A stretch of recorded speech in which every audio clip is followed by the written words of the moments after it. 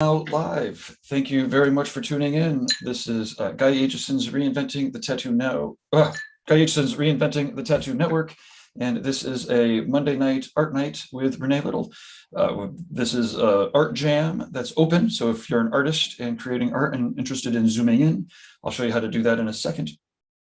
And yeah, in the meantime, I'm going to tell you a little bit about the Reinventing the Tattoo Network, some of the places where you could find all of the different things. And while the stream is starting to, it gets out to the systems, if you could let us know that it is working for you in the chat rooms, maybe where you're beaming in from, and that would be awesome.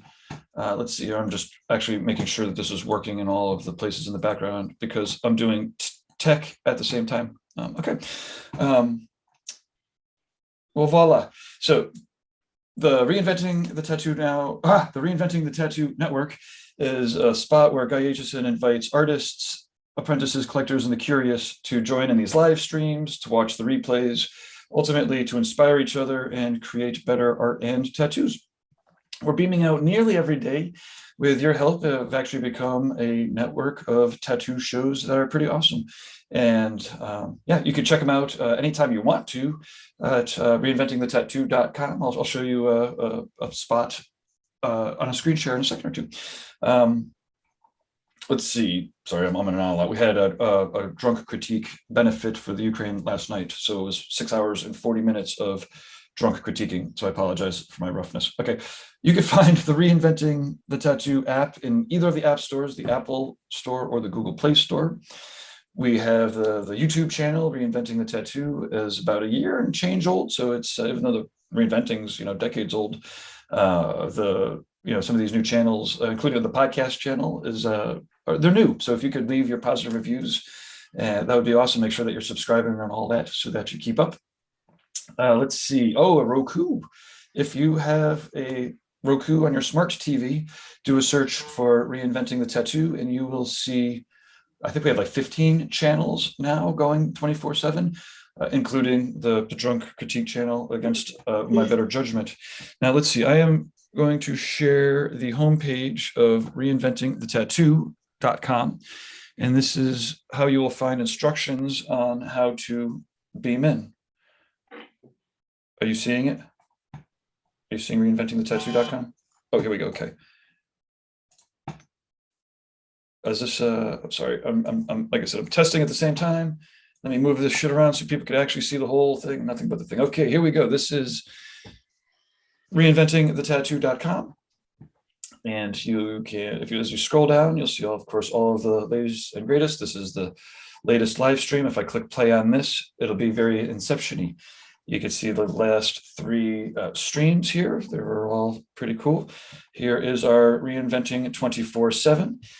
Looks like this is a replay, The Philosophy of Tattooing, with Professor of Philosophy, Laura Sizer. She actually created a philosophy of tattooing in the academic sense. But you'll see here, we've got Reinventing drawing groups.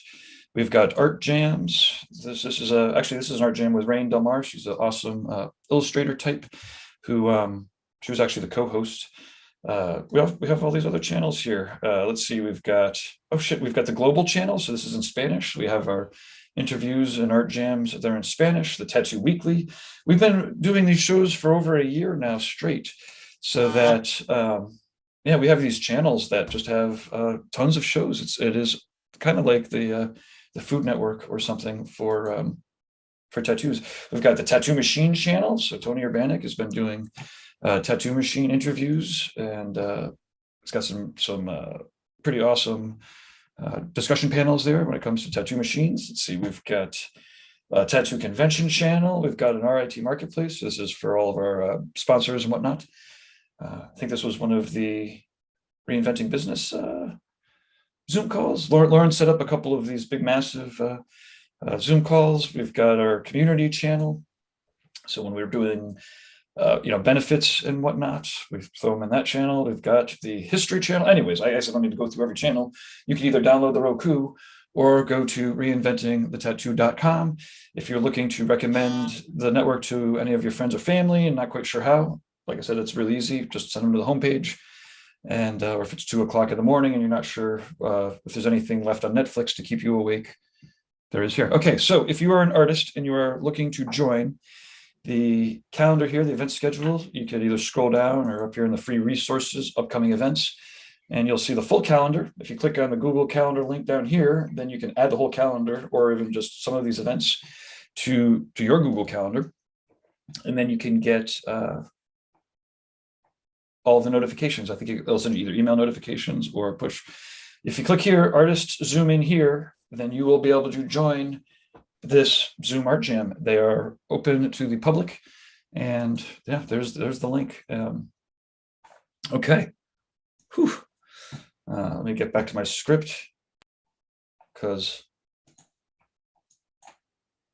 I'm not an actor type. Oh, wow. I have no idea. This is, I'm going to go off script. Okay. So thank you very much to our sponsors who make these live streams actually able to happen. Let's see. I'm going to do this off of memory. We have rawpigments.co.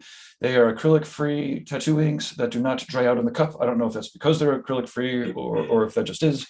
But one way or another, you could try them out. There's rawpigments.co is the website. There's also a lot of interviews with Lauren and raw pigment artists. If you do a search for like raw, artist interviews and whatnot. Okay, we have worldtattooevents.com, the most comprehensive website devoted towards tattoo conventions. And as you can imagine, there's a lot of updating happening as we speak. Alex also has interviews throughout the network. The history of tattoo conventions. Oh, I think I showed you the channel there, and also the future of tattoo conventions is pretty great. Dermalize is a healing wrap. It's like one of those plastic wrappy kind of adhesive healing mechanisms or healing wraps. It is designed to breathe. So whereas like saran wrap is specifically designed not to breathe and not to let anything through, including like air. These healing wraps, Dermalize, known as D-Lize Pro in the United States, is designed to actually breathe so that your wound and your tattoo in this case can heal, but it keeps all of the nasties out.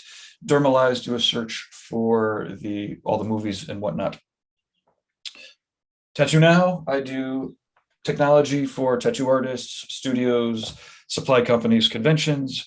I could do like a day of consulting. There's also a bunch of business classes. If you go to, reinventingthetattoo.com, click on courses, you'll find a whole mess of courses, not only the business course, but like Andre's got a koi sleeve seminar. Bob Tyrell's got a 10-hour tattooing seminar. And he's got a new one on the skull. So Bob's got 2 seminars up there. Anyways, reinventingthetattoo.com, and Guy Aitchison, he is the inspiration and the founder of Reinventing. Without him, we definitely wouldn't be here. I mean, literally, because he founded the whole thing. So GuyAitchison.com, check out his artwork. It's unbelievable. You can see some of it hanging in the background here. There are prints for sale. He's got tattoo machines, DVDs, all of that. And if I missed any sponsors, I'm sorry. I'll hit you up twice in the future. I'm going to plop over. Well, I guess maybe I already do have this set up on gallery. So Renee, how are you? Okay, so wait, as we're bringing in Renee, like I said, please leave your positive comments in the appropriate public places. Also send your constructive criticism to management at reinventingthetattoo.com. And if you're interested in sponsoring any of these shows, then we could be plugging your business in front of tattooers and collectors and apprentices up to 5 or 6 times a week, both live and on all these channels. Okay, Renee, how are you? Thanks for doing these again. Fun. Yes, hello. Yeah, once a month has been a really nice hearty schedule for me, and I think you guys too, but I'm glad that I get to do it. It gets me out of my element every now and again. It's just really healthy, I believe. Awesome. Yeah, no doubt about it. I apologize. You're definitely going to have to carry it today because I'm tired. But I do have. We were talking earlier about one of the artists who joined the critique last night from New Zealand. Andrew, how do you pronounce his name? I always say Schwarbrick, but I'm probably wrong. Voila. Andrew Schwarbrick from Christchurch, New Zealand, and he owns Left Hand Path Tattoo, I believe. Wonderful person, great artist, great host. If you guest spot with him, and yeah, his painting is just fun, bizarre, but like very efficient. Like as a fine oil painter, he's masterful. Like he Yeah. definitely gets out his idea really well. Let, Um, let me fire this up here so that people could check it out. yeah, it's Yeah. realism. It's very abstract. We definitely Um, made sure everyone had an extra drink before trying to critique this. That's for sure. Oh, yeah.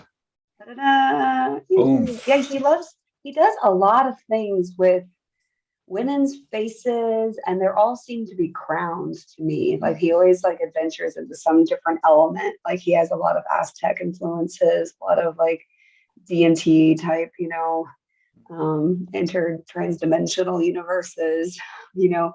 So he is kind of breaking bounds with realism and this, just very abstract like perspective, lots of little glowy things, lots of little, but Uh, his textures are so beautiful. they are like those Um, bubbles, man. Whew.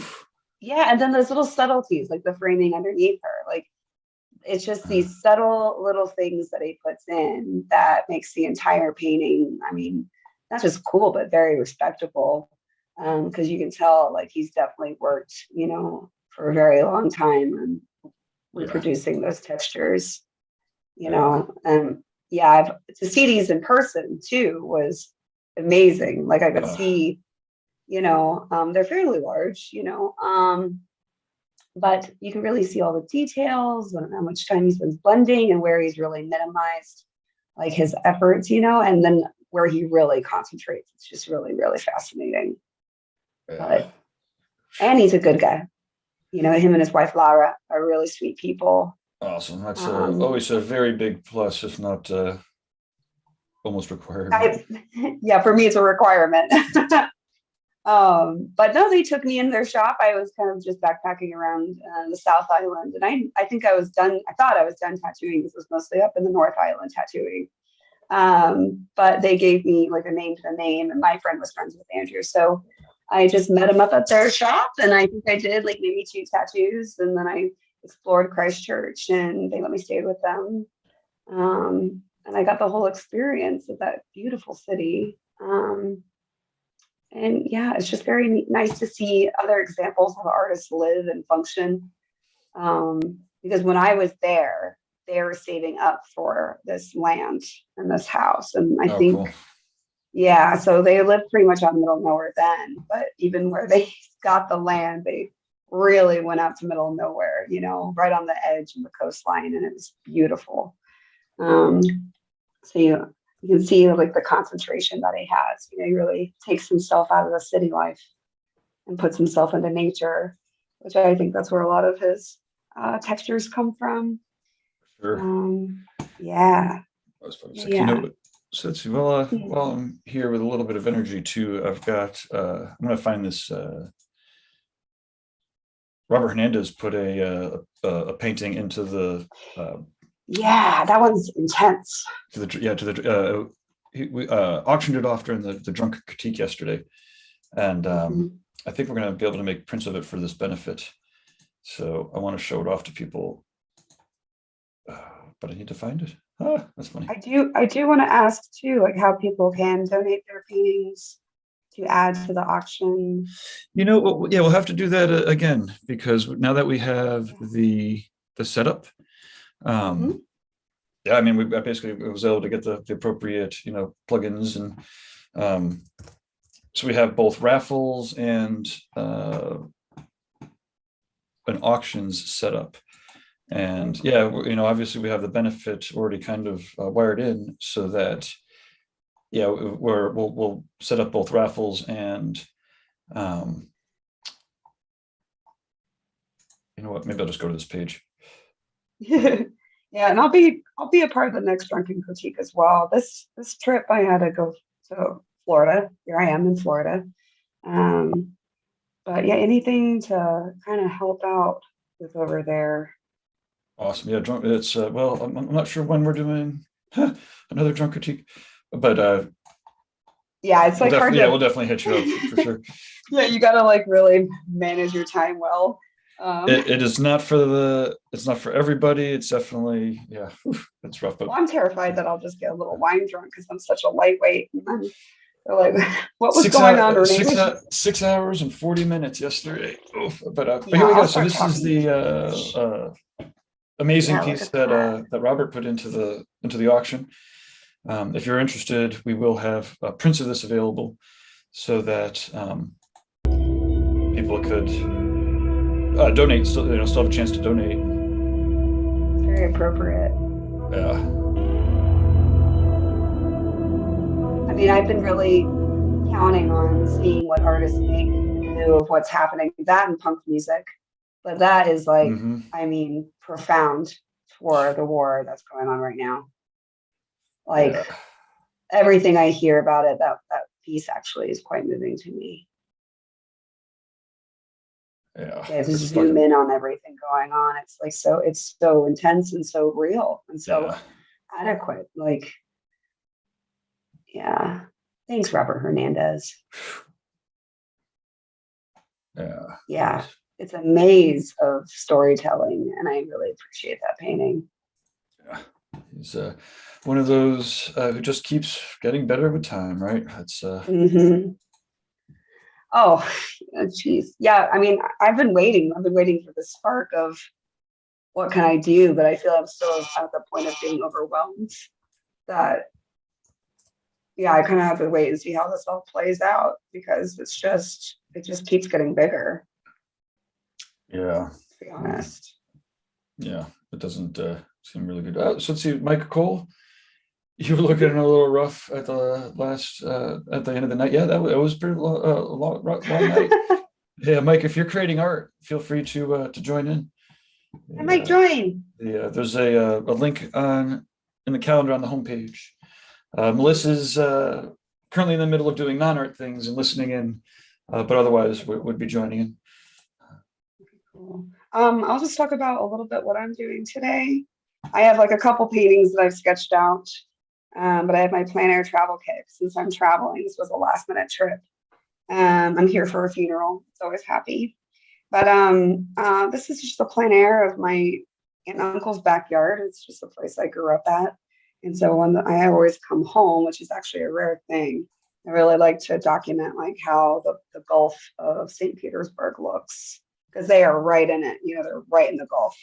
And so it's like my little archival of my family home. But I also have there's all these little jokes that have come up since all of us are in town. And I have a crowned night herring sketch that I might work on if I finish this one soon. But if you're ever in Florida and you see one, it is dubbed by all the locals the midnight party bird. You will see this bird when you are drunk downtown, drunk at the beach, drunk at 3 a.m. You will see this bird just chilling, like walking down the street alone. It's real weird, but they're not scared of people. And they're just our late night party bird. So I figured I should paint one. Why not? Nice, awesome. Yeah, they're a legend. They're like, what are they doing? But they're nocturnal, and there's not many like I mean we have owls, we have things like that, but there's not many nocturnal like herons that you'll see in the middle, late into the night. So growing up as like a drunk punk rocker in downtown St. Petersburg, every now and again we would lose all hope, and then we would see a little late night party bird and just be filled full of energy again. They're like, oh, the God blessed us with late night party bird. Nice. The Yeah, birds. and they're big. They're really big. So they're kind of ominous in their own little way. But this is how I actually started really doing plein air. It was like biology class in college and just sitting out and getting in some rays at the beach or outside my aunt and uncle's patio, basically. Which that's been this whole weekend. I've just been home and surrounded by family, and it's been incredible and so random. Like we had a death in the family, so we all pulled out the credit cards and got flights, and then just came. And we got to celebrate my birthday together, which was even a plus and a silver lining. Nice. But And you're not saying gay, right? huh? And you're not saying gay. You can't. Oh, I guess that's just in the schools. Is that where it is in Florida there? Oh, what? Oh, I swear, there's like a you can't say gay law. Maybe it's Texas. I don't know. One of these states that's all about freedom, except for, it is Florida. Oh, that's Texas. That's Texas. Okay. Is it? Oh Yeah, no, it's I'm pretty Florida. sure. That might be both. Is it? Well, you know how that shit Oh, spreads, right? As soon as like a crack appears in one state, three other states are like, well, okay, well, now you can't say gay in our schools either. yeah, yeah. No, you can't say trans. Or you can't help young. I know that's in Florida because that was just like a thing, but you can't talk about children's sexual identity until like I think they're just taking it out of schools completely. Yeah, what do we have here? Don't say gay bill, Florida passes March 8th. Yeah, he said he signed a bill. I mean, not that this is I guess you're in Florida, that's why. Like, why? How did we get on this? Okay, so let's see. Just to be clear, so this is from I don't know, NBCnews.com. The Okay. mainstream media, I suppose. This is from Reuters. The Florida Senate passed a bill Tuesday that would prohibit classroom discussion about sexual orientation or gender identity in the state's primary schools. The measure, dubbed the Don't Say Gay bill by its opponents, was passed by the state house last month and now heads to the Republican Don DeSantis, who has expressed support for it. Yeah. Okay, sure. Fucking Sure. Yeah, freedom, thanks, Florida. freedom. Freedom. The problem with freedom is that when you're actually free, there's always someone next to you that thinks that's really weird. Yeah. Yeah. It's not set up for normal, it's not set set up for the mainstream. freedom. Yeah. Sounds terrible. Like freedom isn't meant for everyone, unfortunately. And that's really stupid. Who is it meant for? Who freaking knows? But it seems like the ones with more money is the ones who takes it. Yep. Well, I'm in the opposite land. I am in the free culture, little small bubble of Florida, because St. Petersburg and Tampa Bay are, like the goth capital, the metal capital. Like you have all the freaks and geeks all over this place, and like, thank God. I don't live in the country, thank God, in Florida, because that's where it's really bad. Yeah, it's very much a little bubble. So looks like we have Jason has entered the picture. Jason, welcome. Hello. Sorry for running a tad bit behind. I'm actually still unpacking from the show I was at this weekend. So. Oh shit! Where'd you go? There's a really great, very small, very kind of like intimate, kind of private tattoo convention that goes on every year in Allentown, Pennsylvania, called the Skindustry Expo. Nice. And that's where I was. Okay, cool. Yeah, and it was incredible. It's super small. I think there were maybe 100 artists there. Maybe. Is it just good artists or just good traffic flow or? Yeah, which is crazy because I have no idea why I was allowed to work there, because like. Oh, shush.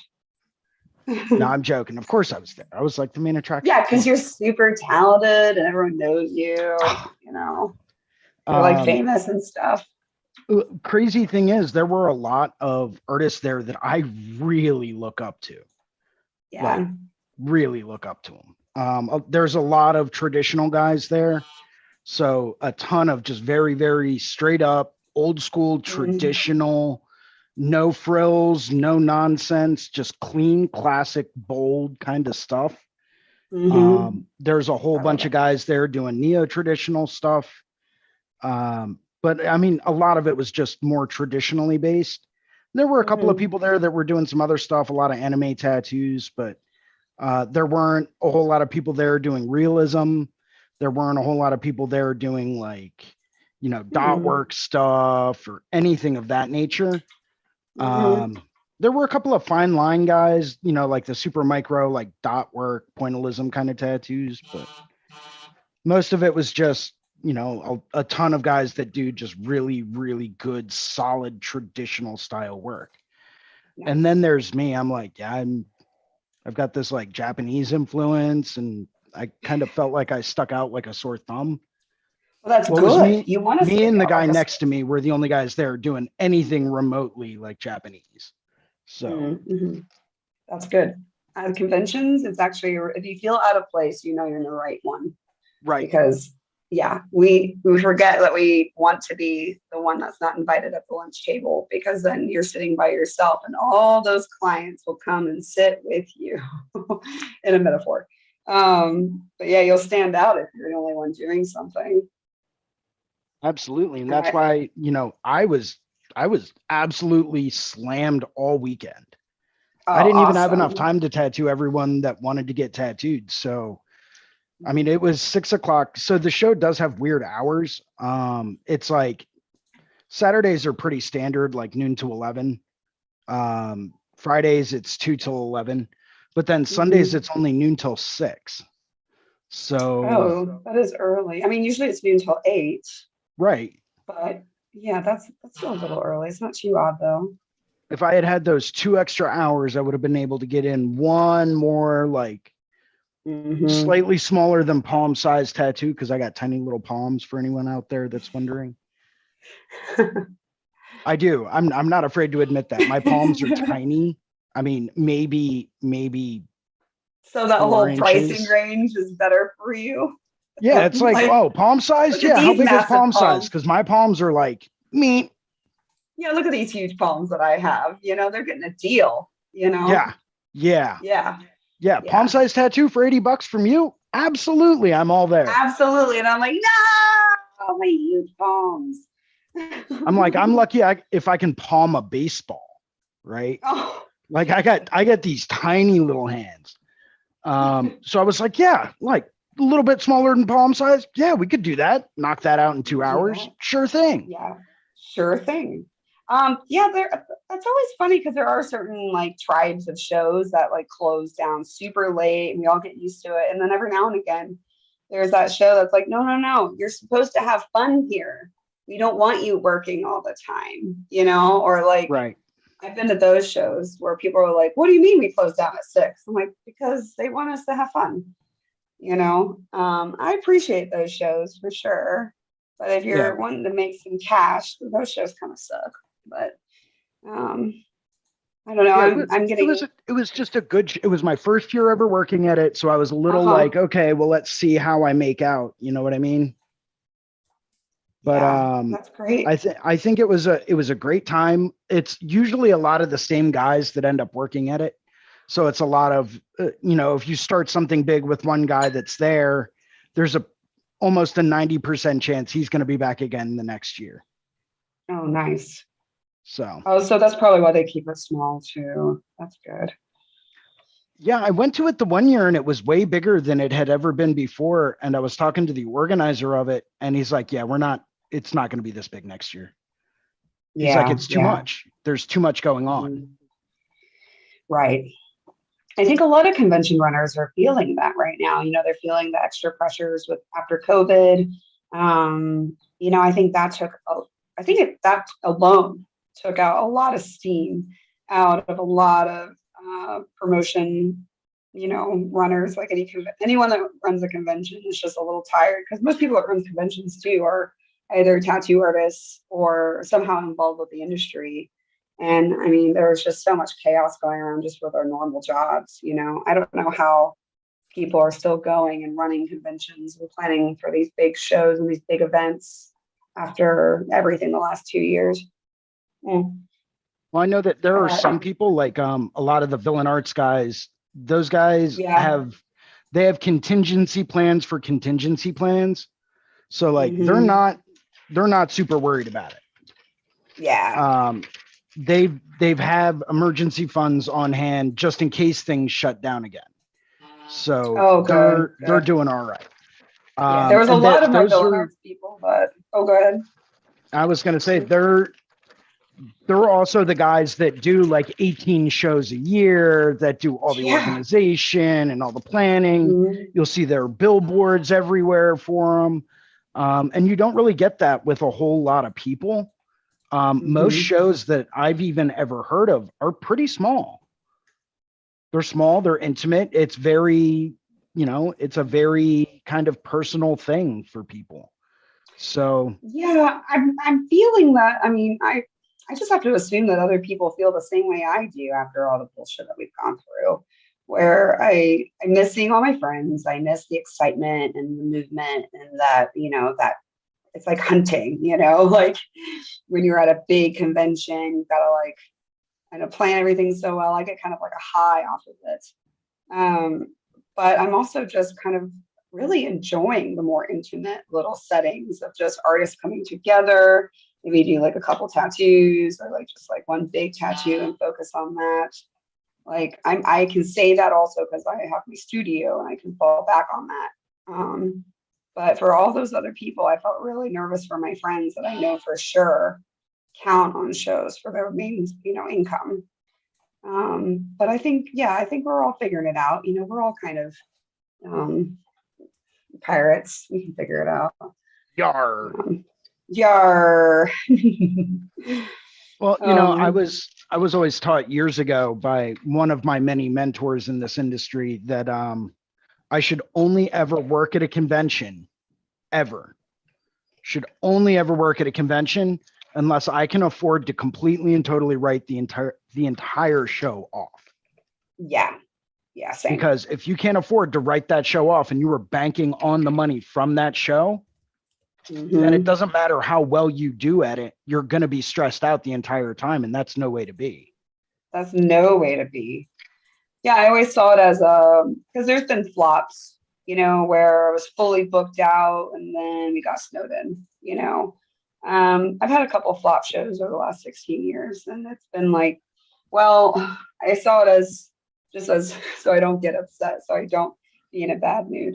I can make the best of this. I can either, get a cool guest spot or two out of it. I could like get in a magazine and get free advertisement. I could like meet a new friend. I could, meet some product suppliers and make a deal that way. I was never financially 100% set on that as my only goal. I can learn a new technique. I can do a seminar. I can do something. I always saw conventions as so much more of a multifaceted thing than just making money.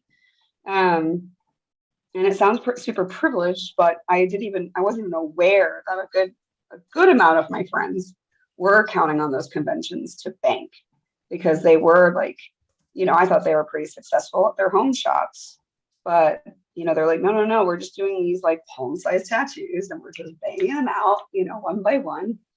And I would always focus on, the larger, more artful pieces and I would compete. So yeah, kind of like, that fear, I never ever wanted that fear of I could be totally screwed if, all of my appointments fail. I just wanted to at least have, the accessibility of making it successful in my own way, pretty much. Right. Yeah. You guys hear it buzzing, let me know. I don't know where it's coming from, but I'm on my friend's desk. I don't know what it is. I can't find it. I'm looking all Sounds over. like a phone. I'm like, yeah, it does. Yeah. Oh, ooh, that's me. I'm on my friend's desk. Let's see what it is. Let's see if it's like vibrating. Still trying to get camera angles right, by the way. So pardon the camera jumping all over the place. Oh no, that's cool though. Look at that skull. Yeah, this one's a bit bigger than the ones I did before. I started off with a couple of, I'm just getting back into oils after taking like a 15-year hiatus. Oh, nice. Good. For me, it's like, okay, well, I'm going to start out with a couple of really small pieces and then I'll start working a little bit bigger from there. And I completely and totally blame Christian Perez for back into oils. Yeah. Like his oil painting seminar that he did at the BYOB was just on a whole new level. Yeah, it really was. Actually, I'm going to see if I can turn off. Dude, that's painting. Yeah, he turned me on to that clear medium. The gel medium? Yes. Yep. Good Lord. Such a game changer. Hooked. Yeah, such a game changer. I've been doing it everything with my space paintings now because I can really officially get my layers in, and it doesn't take forever to dry as well. Couple of days. Yeah, just a couple days. So I'm moving so much faster through my paintings. And that gel medium, I wish I was using it now so I could just show people what it is. But sorry, I got the watercolors. But wait, there's more. Oh. So this is what it is, and I don't know if it'll be able to focus or not. But it's Gamblin solvent-free gel medium. It's like light Perfect. blue with like a white rest of the tube, right? And made by Gamblin, and it is the most incredible stuff in the world. It's the most incredible stuff in the world. You don't need a lot. Nope, just a tiny little bit. Yep, just a tiny bit. No emergency alerts. Okay. Let's see if that works. Sometimes I'll take that and I'll mix that with a little bit of Gamsol, like paint thinner. Oh yeah, does that like just make it a little? It's like a non-toxic version of mineral spirits, but you can really thin paint out quite a bit if you use both. Oh,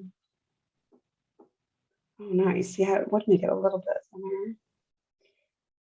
No, I just I'm working on this one painting that working on this one painting is my life story.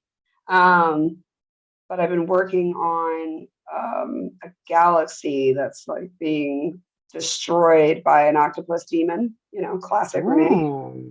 Yes. And then that's going to be a whole part of a series that I'm etching out ideas on.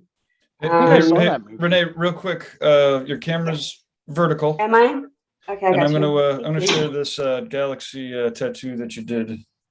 I don't know. Ooh, thanks. But that's pretty cool. Dude, I tattooed that last year and I found it in my phone. I have so many tattoos in my phone that I've just, you know, I've been a little overwhelmed, but that one I'm really proud of. Thank you. Great. Do you see the little twist, Jason? You see that? I do. You see that nebula twisting there? Oh, yes. I like it. I love the hyper detail that you put in Earth. Yes. And then like especially that green nebula in the background. Awesome. Yes. Thank you. It's Florida. I had a lot of fun with that one. Yeah, you see Florida? Yeah. Yeah. He let me pick. And I was like, well, okay. Yeah, nice eye there, Gabe. I mean, if we're going through and sharing, you know, outer space tattoos, I actually have one. I got to I think I've got one more session left on it just to tighten up a few things. But let me airdrop that to myself real quick to my laptop and I'll share that with you guys. Awesome.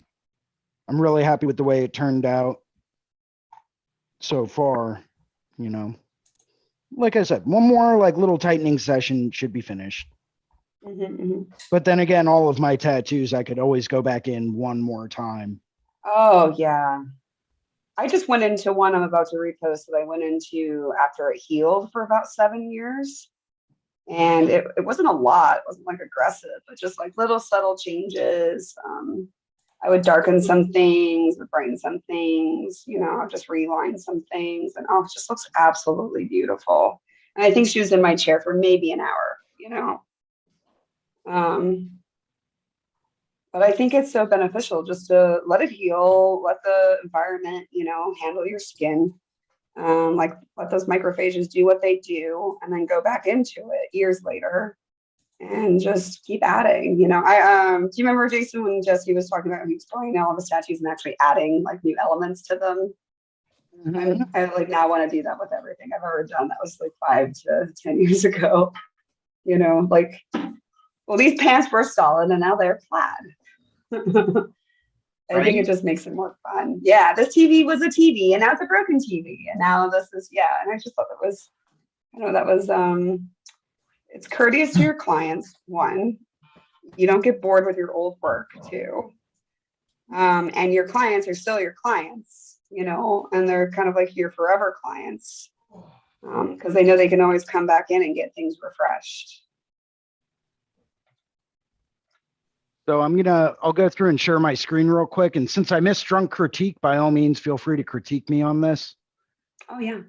I mean, these obviously aren't the best pictures, but they're there. From just below the elbow up is all of like the newer stuff that was done. Some of this was taken pretty fresh. So some of it's obviously still healing, but Yeah, I want to see how bright those oranges and yellows are and those creams, because that light gray in the background is just really beautiful. And that could really just set the whole thing off. Ooh, that shadow. Nice composition. Thank you.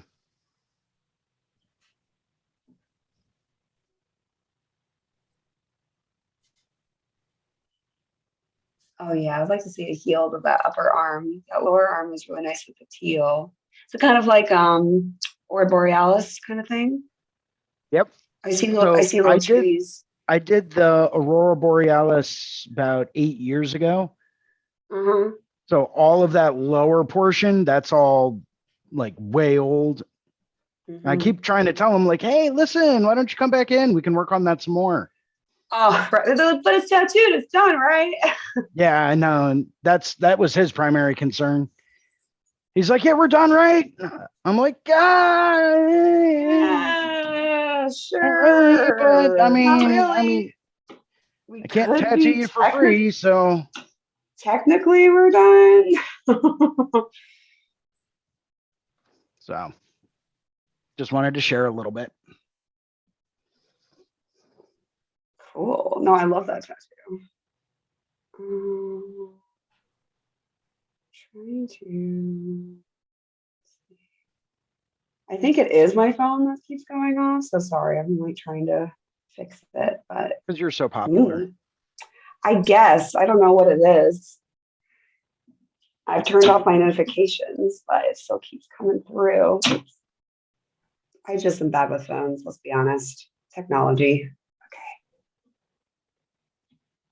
And I'm sorry if I'm like, it's so hot here that I've been just like roaming around in t-shirts and boxers. So I'm sorry if I flash anybody.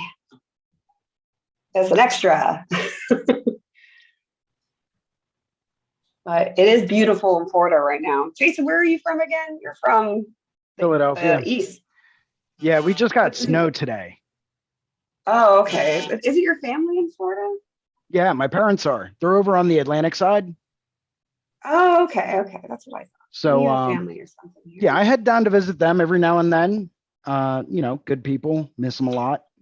Hope they're doing well. Don't know if they're watching or not, but they might be. You never know. My dad does. I found out. But he knows I curse. So, Yeah. He doesn't like it, but he knows I do it.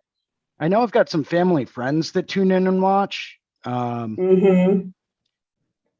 they're already used to my antics pretty much on Sundays. So it's they already kind of know what to expect to a degree. Right. I think every now and then I shock them with something new and they're like, oh, so we were watching this thing on YouTube the other day and it's like, oh crap, here we go. Crap. Here we go.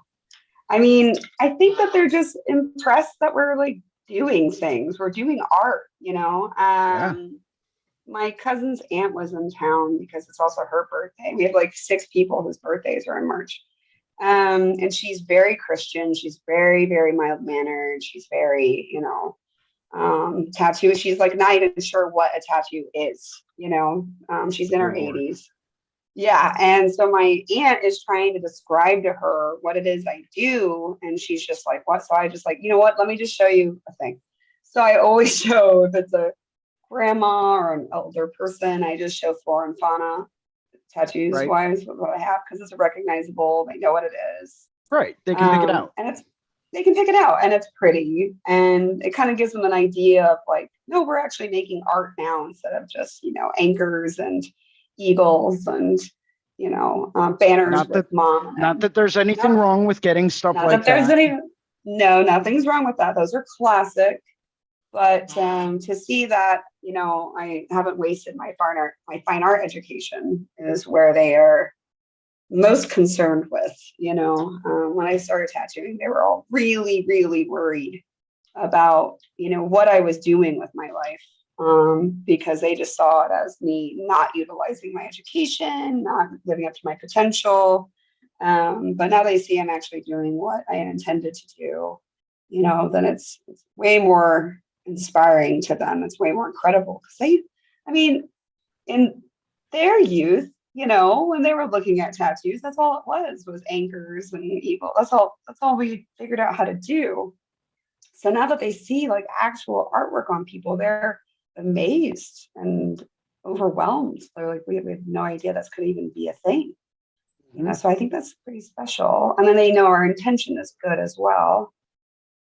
Which, oh man, Jason, you know, I talked about intention a whole lot during my seminar. But I got to talk a lot. My sister's friend is psychic, like professionally. Yeah, it's pretty cool. I've known her since I was a kid. And now she's all over the place. You know, she's like a famous psychic for the stars. And I was talking to her about the intention and which goes into a tattoo, you know, the thought that we put into it, the good parts of our soul and our want to create things for people go into it versus, you know, just a slap on, get them done, have them out the door. And I think with bigger pieces, you know, the intention, I mean, has to be there because it's so big. You're going to be with that client for hours. And, you know, it's just a little bit more thought than just kind of purely giving them what they want. I think in my opinion, it goes, especially when you start working larger scale, you're required to take things a step further because it's going to be such a big piece. It's going to make a statement, whether they want it to make a statement or not. So you have to be prepared to design that to portray an emotion or convey a feeling or make the statement that they want to get across. Yes. And even people that come in to me, like I'm getting ready to tattoo a girl's entire front torso. I've been drafting it up for 3 weeks. And one of the things I first asked her when she came to me about that was, okay, what do you want this to say? When people see this, what kind of emotion do you want them to have? And what do you want this to say to them? Right.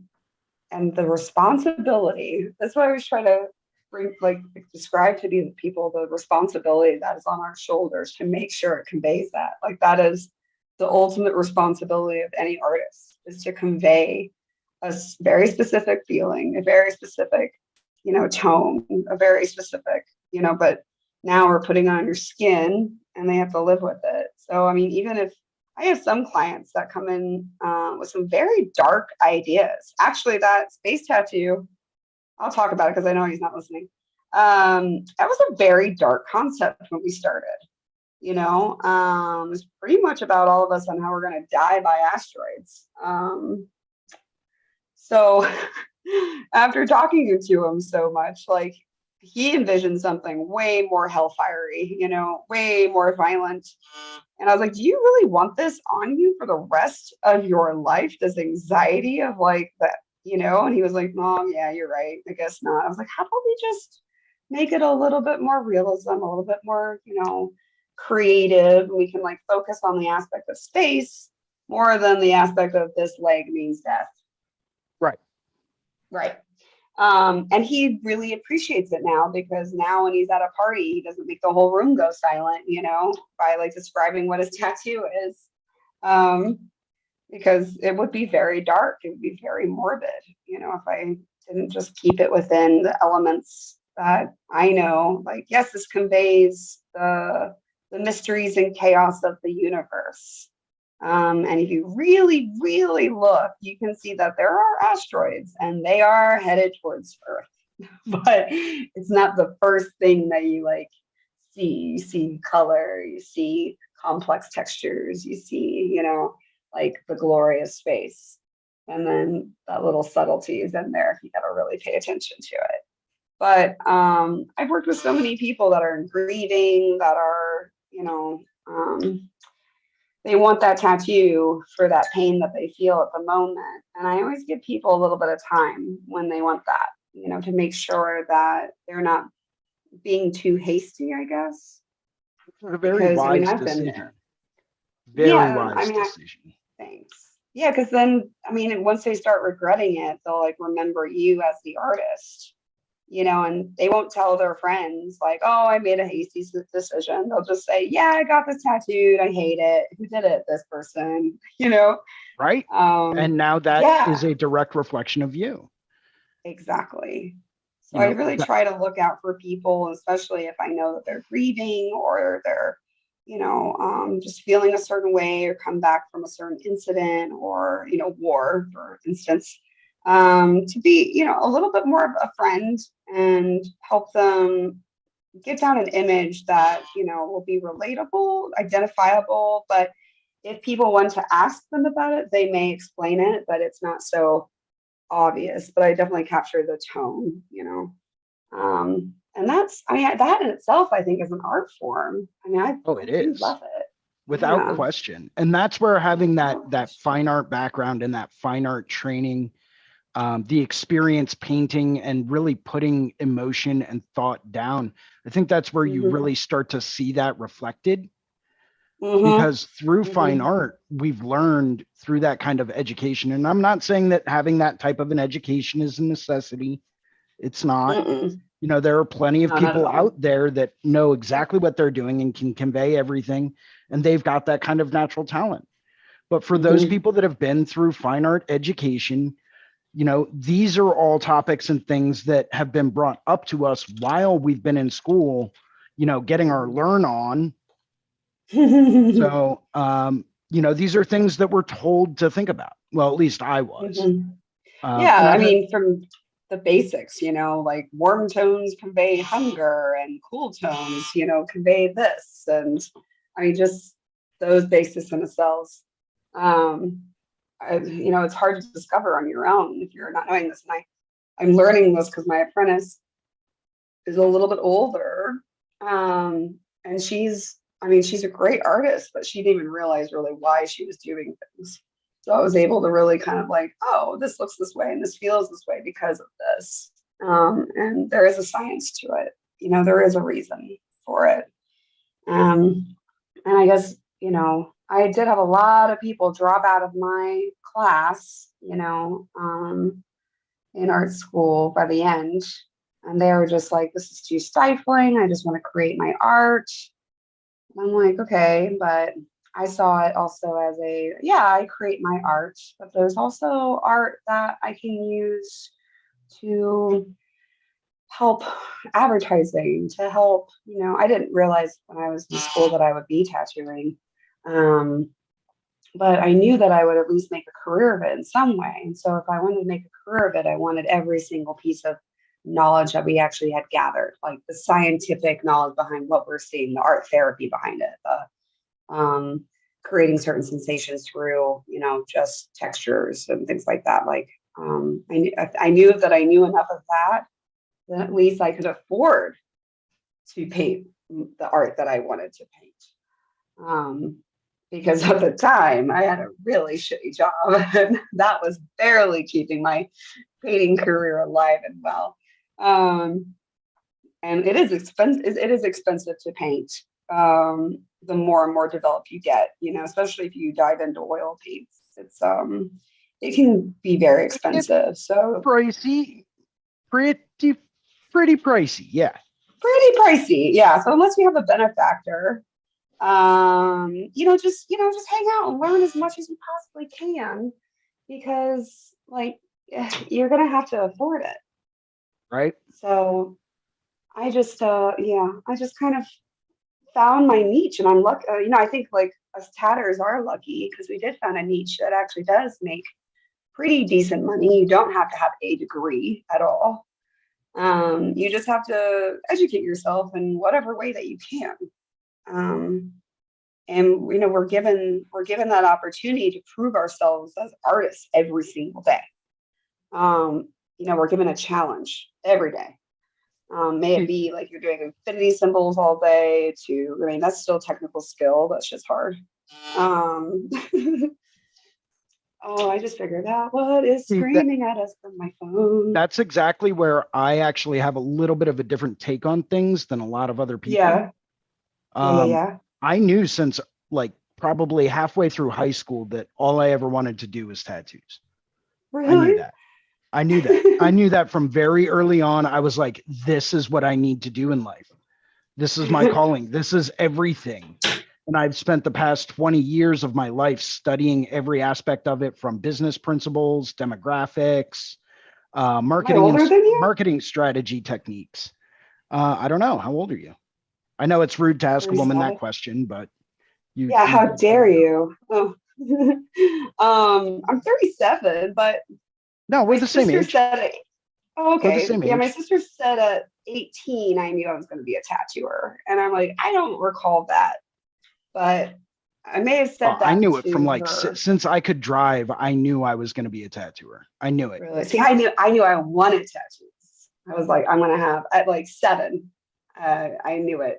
I I saw this woman at Dillard's, and she had the sickest long stem rose in the back of her calf, and all the things that my grandmother and mother had said poorly against tattoos was just completely proven wrong by that one nicely dressed older woman. And because the first time I saw him was on Punk Rock Chick that had her head shaved, and I was in love with her immediately. Um, but I knew I wanted tattoos. I just never thought that as a girl that I would even have the capability, the dirt, I don't know, all of it that takes to tattoo and tattoo around the people that were tattooing at that time, I guess I'm trying to nicely say. Right. Yeah, but I was given a lucky shot. And so I just took it and rolled with it as hard as I could. Like nothing came in the way of it. And I'm still like that. Like nothing will get in the way of me tattooing. Yeah. Nothing. Yeah. Well, that actually is reminiscent of a conversation I was having with another guy this past weekend at the show. Mhm. We got onto the topic of like, where did we all like to take vacations, And I was like, wait, vacations, Oh. that's like where I go and I tattoo in other places, right? Yeah. What's this vacation? Oh, you mean like there are people that actually just sit around and don't do anything? Why would Yeah. you What have is to travel that? for that? Yeah. Like, that doesn't make sense to me. Yeah. Why would you do that? Like you can like work with cool people, you can meet cool people while you're working, and you can tattoo them and make money while you're tattoo. Like, and then you can have fun. But then, I don't know, it keeps me out of trouble. Yeah.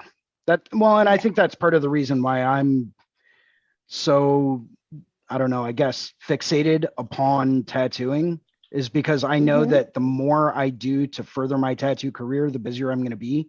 The busier I am, the Hmm. more I stay out of trouble. And the more I stay out of trouble, the happier I am. Yes. So, That's how I am. Yeah, the busier I am, the more trouble that's not introduced in my life, the way happier I am. Like as I get older as well, like that's my clarification. I hear these mass strong, independent women that say I don't take no bullshit. And mine is, does it interfere with my tattooing? Because I'm not right. gonna do it. Yeah. Um, and there'll be a day, I'm sure, that retirement will slowly creep upon us. And then we'll like probably have all that energy saved up for something else, like woodworking or making stained glass or something funny. Oh, that would Um, be a blast. right. I know. That's what I think of. Like, oh, I just want a barn so I can make stuff. Um, and I'll probably still tattoo though. I'll probably still, if my hands are good, figure it out, like have a small clientele since, since I am doing large pieces, and I think this is for everyone that does large pieces. Like, I think that is our retirement. Like, we do large pieces, we have the same clients, and now we have a little bit more time just to schedule, like just to schedule. That's it. Like the time to schedule other things. But we always know, like, hey, in 5 or 6 years, hit me up. I would really like to go back into that tattoo. Um, like just to brighten, just to, add my extra expertise that I've gathered over the last 5 years, because a lot of my clients too, I do talk to them about that because they kind of look at me if they're a new client, I do say like during our consultation that I would like to see them like every, 5 or 7 years. And I just so I can like go back into something. And they're like, well, what do you mean? I thought this was permanent. And I'm like, well, I'm always learning. One, I'm always learning new techniques. Technology is always new. Like, don't you want the best in your body? And unfortunately, the best that I have right now, I will give to you. But in 5 years, I will be better. I can't Right. help it. Like, I just will, unless I have a stroke or something. I will be better. So Unacceptable. they I kind can't of, allow that, by the way. I can't allow that. I can't allow any of that. So it kind of gives them that idea of like, oh, like your practice is just that. It's a practice. Like doctors are, performing a practice. And we perform tattooing based off of all the knowledge that is current that we have in us. So to say that something is true right now and here now will never change is absolutely impossible. Like, especially the tattoo industry. Oh my gosh, Jason, since we've been tattooing, like everything has changed since we've started. Everything, like needles, machines, grips, You name it. pigments. Oh, I remember stuff, grips. I like remember the first time I tried out one of those big, beefy 1¼ inch steel grips. the big rat grips, or Yeah. yeah. Those were like Everyone in the shop had revolutionary. different colors. Yeah. Oh, and they were so hard to take off oh my God. That was like the one scary part about cleaning tubes, that you had to get the grip off. And Yeah. my guys would just like squeeze them on there. And I was, oh God. Dude, we never had the cleaning red tubes. rats. We never had the red Mhm. rats. We just had the big honking like 1¼ inch knurled stainless steel grips. Oh my God. And then what we would do Those for were good. extra cushion, Mhm. we would just wrap paper towels around them. Oh, okay. No, my guys would get the 1 inch and then they would put the rat grips over it. And so there'd just be these big meaty things. But I mean, now I use the paper towel trick now when I travel because it's easy. Yeah, I love the paper towel trick. I do In fact, too. I use that for my cartridge grips. It's easy. It's efficient. You're not using a whole lot of material either, and you're not having to pack a whole other thing. Right. And they're provided to you at shows. Yes. Yes. I think everyone should do shows. I've thought about this for a really long time, if I would ever actually give this as advice.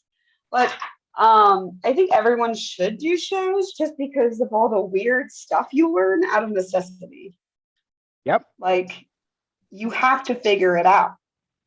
You have to, Well, and my thing is, what better way to learn than surrounding yourself with a whole bunch of other people that do the exact same thing you do? You do, but do yeah. it in a different way. Right. That is why shows are amazing. That's why conventions, I hope, no matter what capacity, they just keep going, because that's how I do get. I use conventions as my, extra education. Yeah, it's like a learning platform. Right. Or a conference. Although they are doing tattooer conferences now, which, by the way, if you get the chance, and I don't know if he's going to be doing it again anytime soon, if you get the chance and the Explorer Tattoo Conference comes to your town, and Russ Abbott is giving his seminar there, I don't care if I have to give you the money to go. You need to go. Oh, I've been. I went to the LA one, to the San Francisco one, and where were we? Dallas? No. Yes. Austin? Yes. Austin. Yes. I went to that one. And Russ was there, and Russ did his seminar on. Yeah, Mike Chambers was there. Yep. Okay, cool. Yeah, my old apprentice from Florida wanted to go. And so I was like, I'll go with you. It's not my first rodeo. And it was great. Yeah. I attended for the first time. Yep. I attended for the first time when it was in Philadelphia, right after the Philadelphia convention, which, by the way, Renee, I am extending an invitation to you right now, live on air. If you would like to come out to Philadelphia next year to work at the Philadelphia Tattoo Convention, I would be happy to have you in one of my booths. Oh, thank you, Jason. It has been a while since I've done that show. It probably has not changed very much. It's bigger. It's Much bigger. massive. It's massive. And that's why I took a break from it. I was like, because Gabe asked me if I was going, and he's like, why aren't you going? And I'm like, that's one show I could literally doctor myself in a photo that someone else took, and everyone would believe I was there. Pretty much, yeah. Yeah, I'd be like, oh, don't you remember seeing me? And everyone would be like, yeah. So I do want to go now that the studio is really primed, and a lot of my people now are feeling a little bit better about traveling and stuff. But now that I don't have to focus so much on the studio, I think that, for memory's sake, let's do it. Let's do next year. That'd be great. I was going to say, feel free to bring any of your people with you that you choose to. Mm-hmm. If I have to get an extra booth or two, that's fine. We'll work out the details, but if they want to come too. Troy too. Yeah. Well, are you going to come to this Oklahoma City show? Because I'm the host shop for that. Are you? I'll have a big opening party and stuff for y'all if you want to come. When is it? June. Let me look at my iPad. I just made the flyer. I hope it's not in the beginning. It is June 9th. Oh no, June 10th through the 11th, but the party's on June 9th. Ooh, that's going to be cutting it close. Mm-hmm. Because I'm heading up to Calgary for the Deadly Tattoo Convention. Oh yes. Which is the weekend right before that. Okay. Oh, just abandon your home and your life and just do all the things. I guess Easier said than done, right? I could just open up a bag of cat food and leave that out for my cat. Oh no, not the kitty. Have someone come by once every couple of days and just make sure she's still alive. That could work. Oh no. Oh my God. I have 3 people watching my cats right now, but I have 3 cats. So that makes sense. Don't abandon the kitties. My cat literally will, as long as I'm in the same room, she's cool. Yeah. But she doesn't want to have anything to do with me while I'm in that room. She's like, no, I just want to watch you. I want to watch your behaviors and observe you and steal your information and figure out how humans do human things. Yeah. How can I become you? Right? It's like she's trying to steal my soul. Well, they know that we have thumbs and that just angers them. It does. That's why cats don't like people. Oh, my cats love me. They might not love me when I go home. Stella tolerates me. I wish she loved me. My kitties are still babies too, so we'll see. Well, there you go. Yeah. Stella's 8, 7 or 8, so she's got a few years on her. Oh, they're still babies. Well, that's the hard. Okay, so that is the hardest thing with traveling for me. I mean, leaving the studio, awful. It was embarrassing this time because I was like, okay, I said bye to everybody. I chummed up with everybody, and then my apprentice and my counter person, I was just like, okay, well, I'm leaving now. And she's like, okay, and I'm like, I never leave the shop. Okay, and I just kept walking back towards the door. I'm like, okay, I gotta go. Just make sure you text me, and then head in the window as I'm walking out, just please text me. Is anything happening now? Do you need me? And then you just peek your head back around, yeah. Are you sure? Okay, just checking. Okay. Now I'm really going. Yeah, did I remember everything? Okay. I really do have to come out and visit you. It's so cool. Yeah. Oklahoma is not a drive-through. It's a destination. You have to be I am going to Oklahoma City, but it is an adventure, and the city is become super gentrified and cool. It's kind of feels like a young Austin or a young Portland, back in the early 2000s. It's got good food, amazing food. You can throw a ball and have a 5-star restaurant just right there. And everything's artisanal and hip, so when they give it to you, everything's beautiful.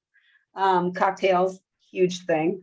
And the culture is just really kind of chill, everyone's very laid back. Everyone's very, I don't know. Everyone just kind of wants to have a night. Everyone be nice. That's kind of the motto of Oklahoma. Okay. Okay. Yeah. Yeah. Everyone just be nice. Do it. Just be nice.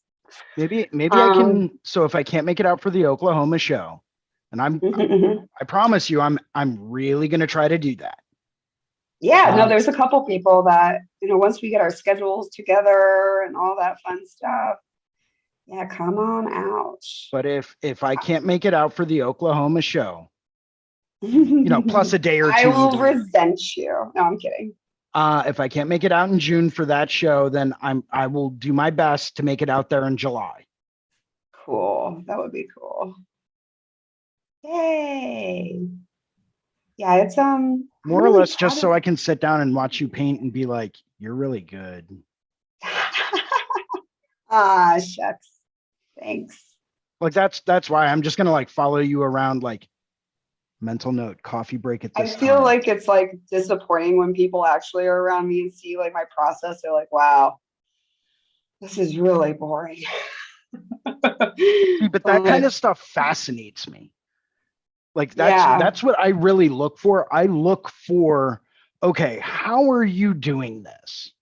Because this is maybe knowledge that I don't have. So I'm really Um, interested in like gaining that. Well, especially with the octopuses. I've watched other people paint octopuses now, like a lot of people. I've just been, I don't know, since I started painting them, I wanted to see what I was doing different. And turns out everything. Um, and then, I mean, even that seminar that we took with that beautiful gel medium, he like, you remember he like came over to me and I was like, dude, we paint so differently. It is terrifying. And I showed him what I was doing. He was like, holy shit, that's cool. And then he's like, yeah, I looked at your work. I kind of get it. But he was like this. And he grabbed my hand with the brush and I got remember something that. and he was like this and like moved me. And I was like, oh. It was a good laugh. But I mean, every single person that I have ever traveled to paints, especially octopuses. Just that's, I mean, if that's what we're going to stay on topic with. Everyone paints them differently, So it's like I wasn't the only odd one out. I was just doing my own style, my own creation, my own building techniques. Right. And that's it. We all build houses, but we all have our own little techniques to getting them up. Very true. Mm-hmm. Just And like doing tattoos. Well, it's like any form of art, really, when you think about it. Oh yeah.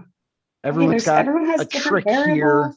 or like a little stylistic like flair there, or like they use this here instead of that. Oh yeah, and I mean down to everything. With my apprentice, I'm teaching her like everyone is even like a different sized human. So she really has to find, I'm like, I will show you this way and I'll show you a couple different ways. But everyone has their own way that is most comfortable to them. So just as long as you're following the guidelines and like keeping within the traditional aspects of it, like ergonomically finding like what best fits you, what best fits like your lifestyle. I love oil because I could paint a layer and then I have to go do a million other things.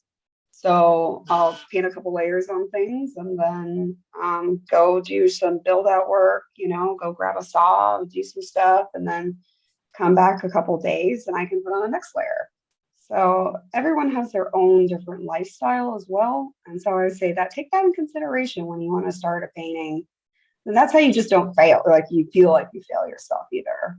So I feel like a lot of people do think that they just fail themselves when they paint.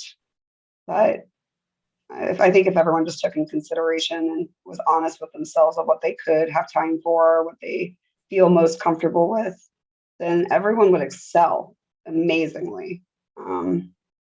And really, because it's getting out your brain thoughts. That's all it is. And none of us have the one way. None of us. Well, I think you hit the nail on the head there. I think a lot of it's about understanding the mediums, what the mediums are capable of, and then what medium applies best to your lifestyle. Yes. Yes. Yes. I think There's no one out there that I've ever met that has said it better. Thank you. Thank you. Thank you. Well, I've met so many, I mean, you too, everyone, we all have. I've met so many people that hear that we're painters. And the first thing that comes out of their mouth is, oh, I tried painting once and it was a disaster, or this and that. And then, but I try to take it a step further and ask, well, what was the disaster about it? What was, what did you find frustrating? Why did you feel like you failed? Explain this. Like, why? And then after the conversation, I realized, oh, well, you just picked the wrong medium for you, buddy. Or maybe you just didn't stick it through long enough. Yeah, maybe you just need to go back into that painting and rework it again, And that too, mentorship is a big help as well, which again, a lot of people that did have fine art education has that mentorship readily and available. And you can, that's why I like doing these things, because I think, if we keep up this system of artists coming together and just talking openly about, what they learned, what they do, who's going to go and spend $180,000 on an arts education where you can just ask artists now, where artists before were so hard to get a hold of. I don't know if there was this really obscure artist, just as an example of like being hard to get a hold of people. When I was a young punk rocker, there was this artist named Zach Smith out in New York, and I was absolutely in love with his work. And I saw him, I can't remember if it was like Arts America or if it was Juxtapose or what it was in Evolve magazine, back in the day, Right. But I contacted the magazine, and then they gave me a mailing address, and I wrote him a letter. And that is how I was able to contact him. But he was also so like, oh, cool. Because he was like, some like New York punk rock dude, like, who is this little girl contacting me? Because I was just asking him questions. I was like, I just want to ask you all the questions. And I don't have an email. I don't have anything. I can write you a letter, And I think we went back and forth for a little bit, and that was it. But it took months to have one conversation, when now you can just literally hit someone up on Instagram. Hey, buddy, I really love this thing. What kind of paper is that? Hey, I really love this. What is this? And you can get a response back in pretty much less than a week if you really want to. Or, if we're talking here, meeting, anyone can just come on in, leave some comments and ask us if you like. Because this is like an opportunity to ask all the questions. And I don't think any artist now would keep any secrets from anyone. Remember all the secrets we would keep? Oh man, that was like a big thing, especially in the world of tattoo. Was like, oh, you don't tell anyone about anything that you learn here. We will break your hands and and it's like, yo, really? You are out of your mind. Yeah, what do you mean? We're all doing good stuff. My boss would take up all the labels of ink from his inks, so people didn't know what inks he was using, so he would have that up. Yeah, when I was going through my first apprenticeship, because I had to go through two of them, the first one was kind of like more or less a money grab from the studio. Although I did learn from a couple of really good people, I did, really get a good head start that way. But you learn still as a shop slave. Oh yeah. And I mean, as it was so eloquently pointed out earlier, even if it's the wrong stuff, you learn what not to do. Yes. But I remember the one guy that had been tattooing for 30 years that was working there. He's like, okay, you can sit down, you can watch me, and I want you to think about questions. Here's a little piece of paper. Here's a pencil. You write these questions down. You do not ask me in front of other clients. You do not ask me while I am working. You are to sit there, observe, and be quiet. Yep. He's like, and I will answer all of your questions after the tattoo is done, after the studio is closed, and everyone else that is not a tattooer has left. And I was like, wow, that is something. Yeah, I would have to stay super late. Yep. Which yeah, they would not tell me things during session. I would have to stay till sometimes I would just wait and like clean and just wait. You know, my apprentice has a schedule. Like she leaves sometimes earlier than I do because she has another job. Like, Yep. but we would just have to like wait around Yep. so we could talk and ask questions nicely and not bother them. And then sometimes they would just look at me and go, no, I got a date. Bye. Like, all right, see you tomorrow. Damn it. Damn it. Yeah. So, I mean, I think honestly, when I started tattooing is when I gave up my life, basically. See, freedoms. I chose not to have it so I could learn stuff. Well, it comes down to the old adage of nothing in life is free, right? We Nothing always in have life to is sacrifice something in order to achieve what we want. The question is, what are we willing to give up in order to achieve it? Yeah. Oh, many, many things, sir. Many, many things. Oh, I gave up on any kind of like a long-term romantic relationship. I gave up on, you know, being financially stable. Yeah. Right. So that's Well, something that I had to give up. And I went into this I wanted to be knowing that- financially stable. Oh, I I'm still already at that do. part. I still do. But, you know, I knew that for the first few years of tattooing, I knew that wasn't going to be an option because I was Yeah. taking all of the walk-ins and I was basically relying on people coming in drunk, being like, I want to tattoo, man. Cool, And bro. it's like, all right, here we go. Here we go. We all start there. And if you don't, know? then I'm sorry. I'm sorry for your loss if you didn't start there. I mean, those were some because adventurous times. That's, I think, how we those are develop a some- lot of these stories that we have, you know? Yeah, and our weird senses of humor that are real fucked up. Sorry for saying fuck, but it's true. We're fucked because we had to somehow make those nights really entertaining and hilarious and keep us in the groove. Like, don't worry, I just have to do this for 5 more years. Then, Right? Yeah, and it'll be all right. You know. Yeah. I know you know. Yeah, but there's a lot of people that don't know. And there's a lot of people that are always surprised to hear it now. Like, still clients today, I'll say something just kind of off the hilt, and they'll be like, what? You had to go through that? I'm like, yeah, that's what all tattooers do. You didn't know that? Yeah. And it's like terrifying to them because they're like, never in my life would I do that. I'm like, well, that's really cool. I think that maybe you're blessed or privileged that you never had to do that, but this is what we do. And because I mean, if I didn't have those skills from that crazy, violent, it was placed in between 5 bars on First Avenue North in St. Petersburg, Florida, where now it's like party central, you know. If I didn't have that, I don't know how I would have survived Philly. I don't know how I would have survived conventions, traveling overseas. Like, just, you know, you just get used to or jaded, I guess, to so much chaos and crazy and debauchery that when things are good, you feel almost enlightened. Like, this is the most amazing moment of my life, and you can appreciate it. Or when something shitty is happening in front of you, you already have that self-power to disconnect yourself from it and not be scarred, basically. Absolutely. Because I mean, just if anyone travels a lot, they will like eventually experience something crazy. Because the world's crazy, you know. My niece tells me she has a master's program in Ireland. And I'm like, oh, honey bear. She's gonna come up to the shop before she moves. And just, you know, have some life adventure before she goes.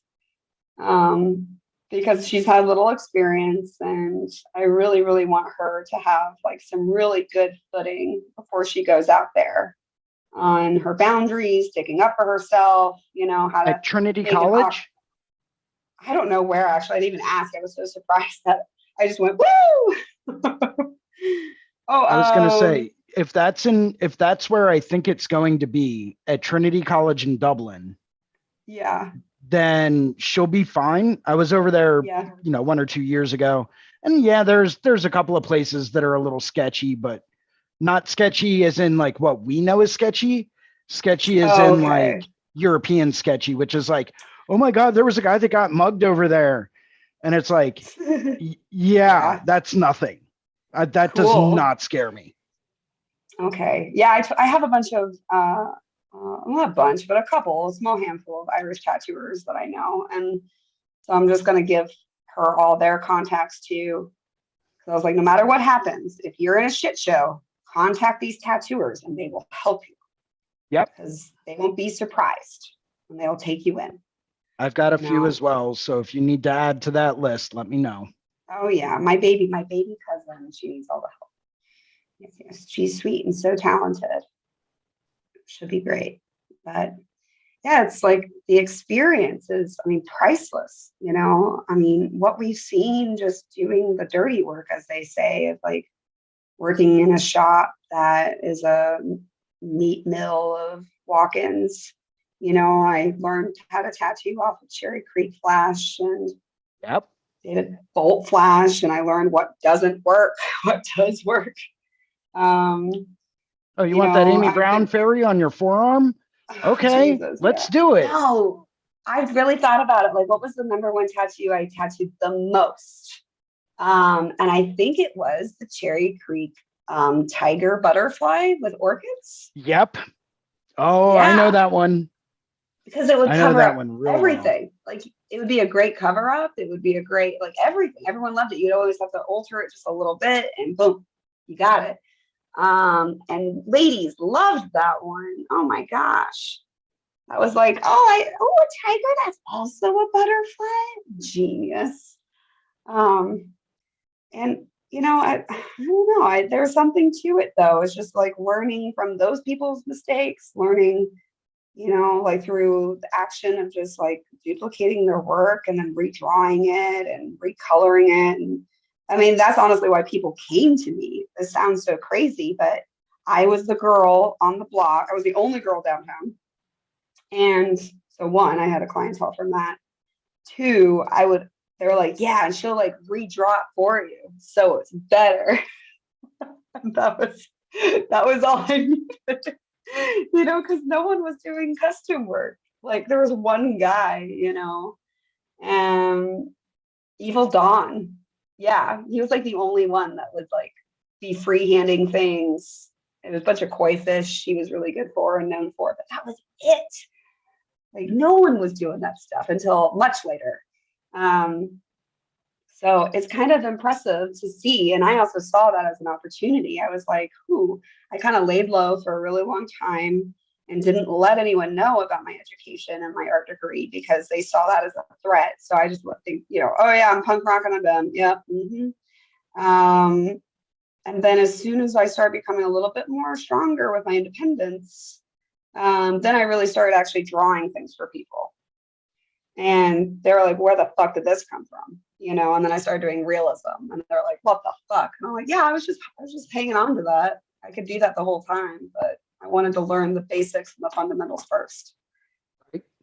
So here we are today, Jason. Doing all the realism stuff, doing all the color. Yeah, I mean, realism is nice. I love it. It's something that I still need to get better at as far as execution goes, but same. I'm always trying to learn. So I think realism also adapts, because you remember how it was in the early 90s and no one was using black. They're like, it's realism. I'm not going to put an outline around it. So therefore I'm not even going to use black. And then we learned that stuff doesn't really hold that well. And then now, we have like all different kinds of classifications of realism, like we have Gary Barber hyper-realism, we have micro-realism, we have color realism, we have black and gray realism, we have super high contrast black and gray realism. Gray realism, yeah. I am illustrative realism. Right. I'm told. Yeah. Gary Barber told me that. So yes, I'm keeping to it. But it adapts, and we've seen like these clients come back with heel tattoos and then we'll adapt with it. So I think that's how we're even creating new styles off of that. We just have to let adaptation happen. We really do.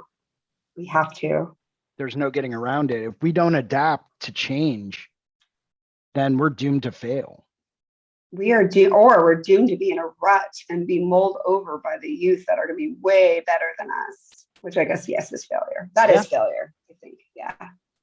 Well, and We don't get me fail. wrong. With every generation that comes out, there's a chance to improve upon what is, right? Yes. That's just the nature of the beast, because the next generation coming out is probably going to be way better educated. They're going to have a definitive direction that they know they want to go in. And that's all they're going to learn how to do. And they're going to be masters at it and experts at it, and we can already start to see that now. It's one of the most common questions I get asked all the time at shows. It's, oh, what's your specialty? And it's like, tattoos. That's a lot of my people don't specialty. do. Yeah. Yeah. Well, that Like was that- the whole what do you- master idea. Yeah. It's like, no, you got to do everything good. And we're like, well, it's changing a little bit now. Like that we're just good at like maybe a couple things. I mean, But that's part of my point, right? Is that nowadays you're getting into a situation where you've got people that are coming straight out of art school that are like, this is all I want to do. And they're doing it and they're crushing it. And they're it's crushing incredible what these guys are accomplishing. it. Oh, I want to do like, illustrative neo-trad realism. And they do it and it's incredible. It's flawless. Yes. And that's all they do. Right. Yeah. And that's masterful. I've actually been thinking about like, I don't know, I didn't have an apprentice for such a long time. And I've been really trying to isolate like her syllabus of what I want to teach her. But then again, she has like this innate natural talent and style. And I know that's probably what she's going to continue with. But I still am like, okay, I know you're probably going to do this. So let me at least teach you all the styles. So you have some diversity all the styles that will help you with this style and also give you some diversity. Because I don't know, it's the same thing. I'm like, I've been really battling in my brain, and don't curse me on this, because I've been really, touch and go with it. But do I want to teach her how to build a machine? Good one. She knows all the parts. She knows what they're called. We've gone over that, but do I want to take the time away from her very limited apprenticeship, because Oklahoma dictates the time that you can apprentice someone, like the hours accumulated. Really? Yeah, it's kind of frustrating. They log it, everything. It's like, I only know this from doing like JDC, like community hours. But it's like that. It's like logging community hours. But so I have to like have a very refined syllabus that I have to really stick to. And I'm like, there's all these things that she has to know to actually work in this community and be on the level that she needs to be at, like right as she starts. And is machine building part of it? Or can I just have her wait until she's tattooing and then she takes a course on her own? I've got plenty of friends that build machines professionally. I can say, okay, you've been tattooing now, go take that course and build a fucking machine. Go be a human, I figure I'd just give her at least one day of really going through all the parts. Like, she knows how it works. She knows how it functions. She knows the names of parts. But my guy the first time I bought a machine, he took it apart, put it in a paper bag, jumbled it up and threw it around. And then like, there you go, rebuild it. And then you can. Sounds about right. Yeah. So, I mean, that was like such a learning experience. That was the pressure was on. I had to make it work. And so I really don't think it's about building. I think the question that I would have on that is, what machine is she currently using? Nothing yet. Nothing. Okay. What machine do you want her to learn how to use first? She is going to start with a pen machine. Okay. So then does it make sense for her to learn about coils? Not really. No. Okay. Well, then I think you answered your question. I know, it sucks. I mean, it's taking away from the historical value behind it. And Right. Don't get me wrong, like I still have all of my coil machines. I love them. I will Same, never get, same. I will be buried with them. I'm getting a new display case for mine because I'm Oh, like, what that's a do I good do with these? idea. Yeah, and I have all these curios cabinets all over the shop, and they're like, why don't you put your machines in them? I'm like, oh, but I'm like, I needed one with a lock, like really secure. I mean, they all have little locks, but I want like a lock. Yeah, like I want to put um, like a bulletproof padlock on that thing.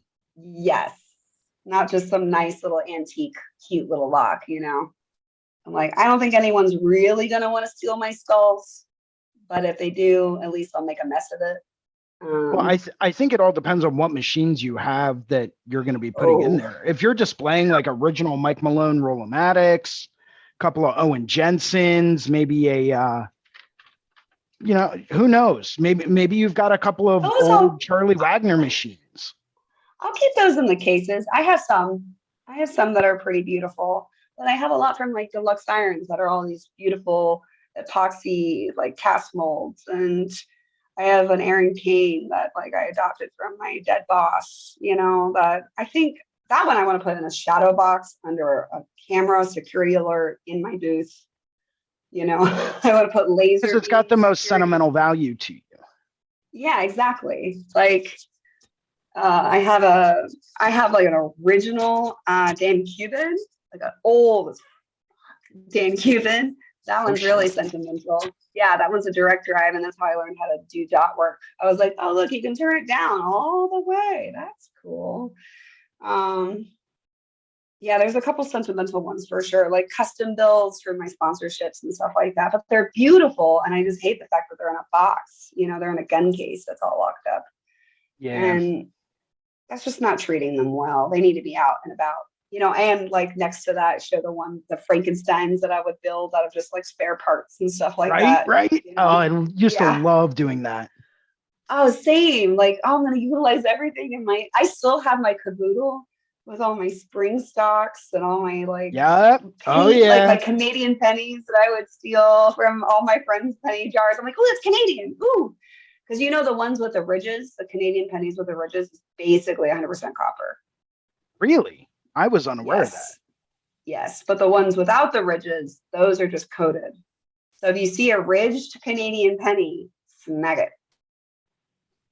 I remember finding an old Mercury dime in like a jar of coins. Oh, wow. That's cool. And like a real legit Mercury dime. And I was like, I have to do something with this. I have to do something. I need to make a machine around this coin. Like my sister. I need a new frame. Where can I get a Yes. new frame? Right. I guess I'll make it. Okay. Yeah. So I would whip out my blueprints and my plans, and I would go through and Yes. sit down in front of the drill press for a couple hours and plot everything out on a big hunk of brass. Mm-hmm. I do love brass machines, like brass frame machines. I love their nice. weight, and Same. it feels solid. It's like a Cadillac versus an Acura. There we go. Yeah, they feel very solid to me. Like that your adjustments will stay true because everything is so solid. Yeah, it's the difference between driving a 1983 Chevy Suburban, right? Basically made out of rolled steel, and then yes, driving like I don't know, a Ford Explorer. Feel the frame get a little hot. Yeah. Yeah. A Ford Explorer from like 2008. It's like you can feel the difference. I had one of those. Me too. It was like the Ford Exploder, but man, that was a good road trip car. Oh, they were great. They were absolutely great. I'm short enough that I could actually fold down the back seats and sleep in there.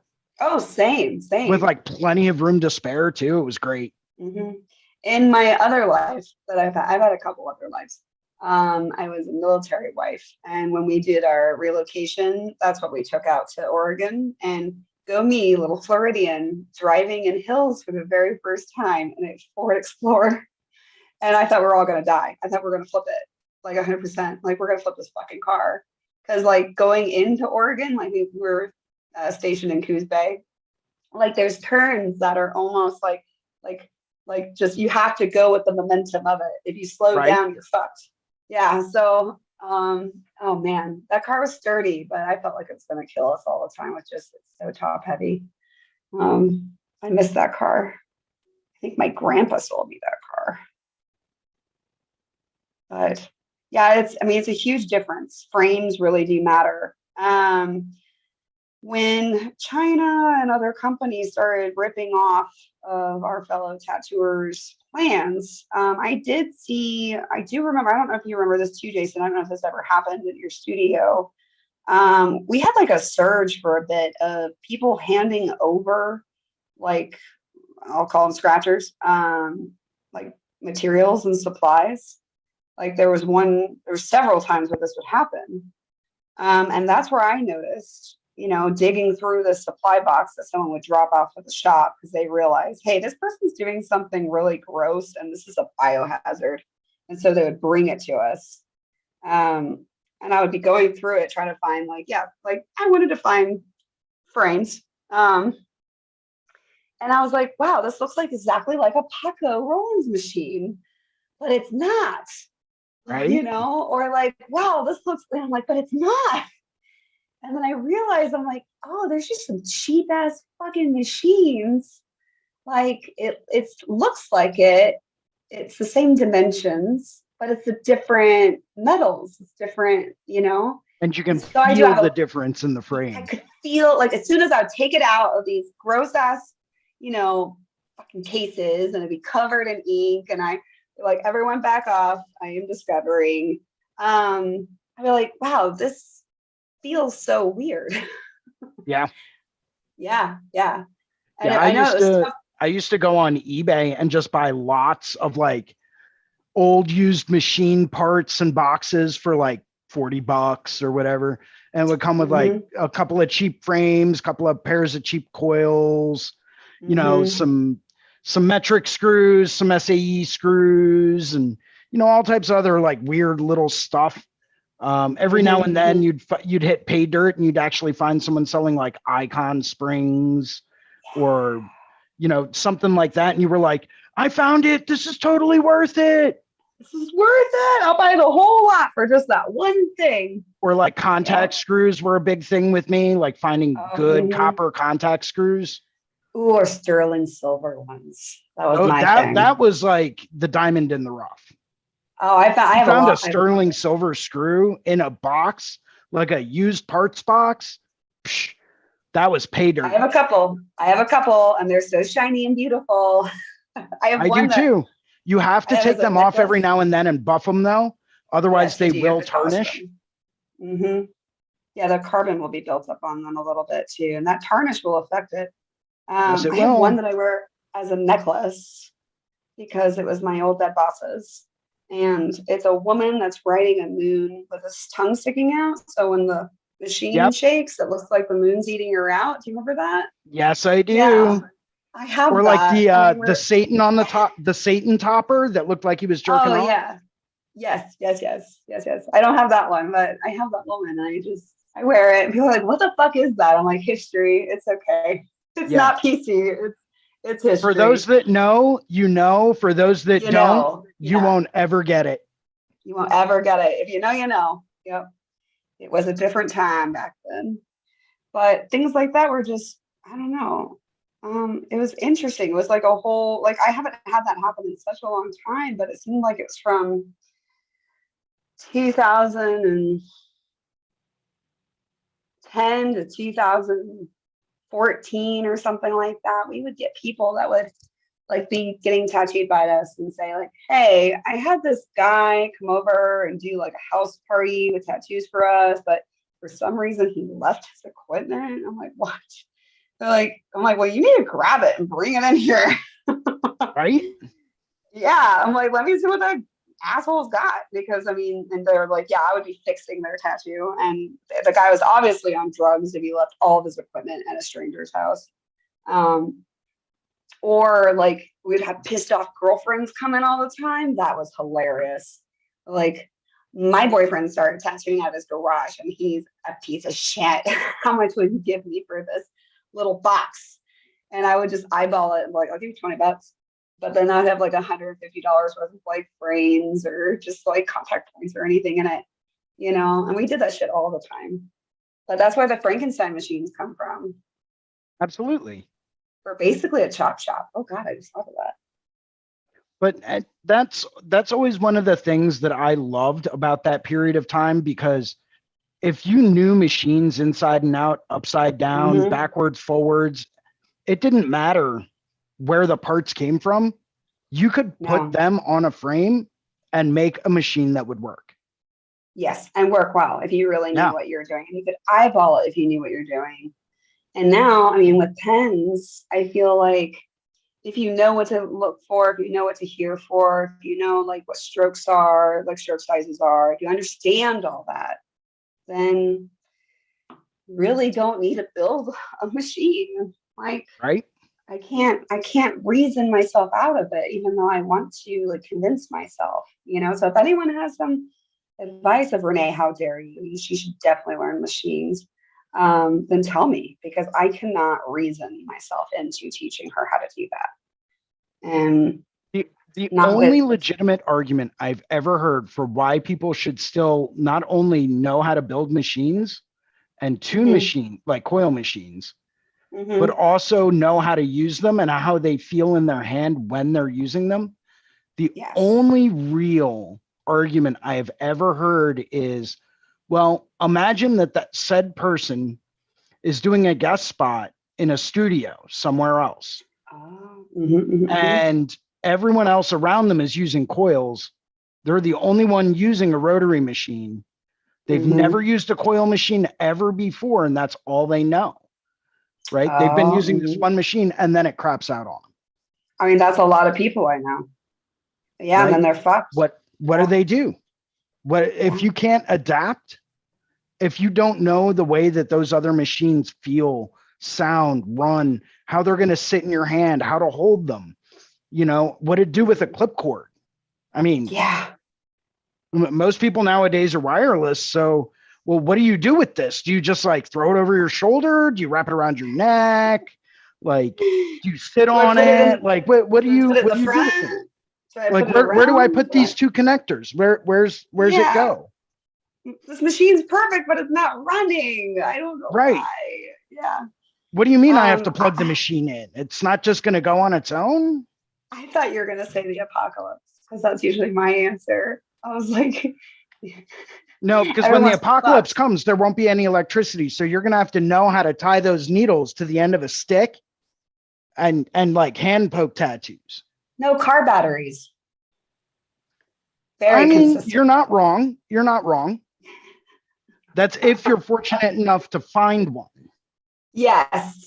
Well, I mean, all the cars will still be laying around, but I mean, hopefully they have some juice left in them after the great beginning and end.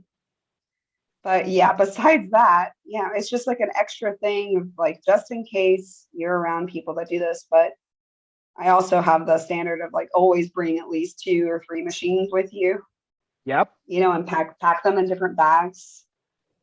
So always have your backups. Always have your backups. Or ship your backups to wherever you're going. If it's like international, ship them. Ship everything. Right. Don't try to go through security. I would say my only caution with that is be careful when you're traveling internationally. When you're traveling internationally, and this happened to a good friend of mine, customs may hold your shit up. Yup. Yeah, I ship no matter what now. I don't even play with that, because they did. I've had my machines took from me, kept in a locker, questioned. They took them out, banged them against things. Like, I'm like, what? And I just have to stand there like a good civilian quietly and watch them do this. So ship your products. There was a lot of ink companies as well. If you have to send your inks, they're going to ask what they are, like what kind of inks they are. Just say they're watercolor pigments. Yeah, or acrylics. Yeah, painting. They're just painting pigments. But I mean, it's actually been fortunate enough. I've never had that happen, but I always take my machines with me on my carry-on whenever I fly. That way I know that no matter, okay, if you're going to stop me at, security as I'm going through security, fine, whatever. I'll explain to you what they are, how they work. I will be happy to walk you through every step of the way. But I Yeah, am don't put not them in putting a those check in my bag. checked baggage because they No, will get stolen. ever. I'm not going to ship them because if they get held up at customs, I'm screwed, Mhm. So Oh, I just started doing carry-ons all the time. There's a whole thing that I've done with Mark from Needle Jig about traveling and tips. And I do cover a lot of weird stuff that has happened to me over the years, like that you would just never think of. You would think that TSA has a little bit of respect for people in their business, but they really don't,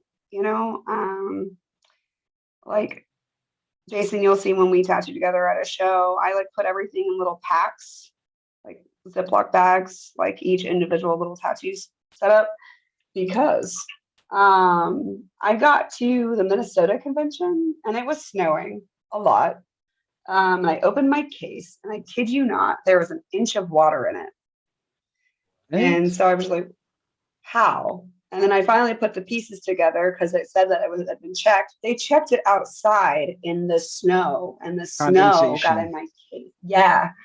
And there was an inch or more of water in my case, and everything was soaked. Like everything.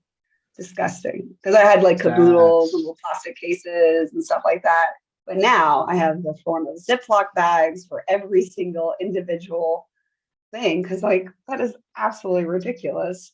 Like they know we're tatters, they just don't care.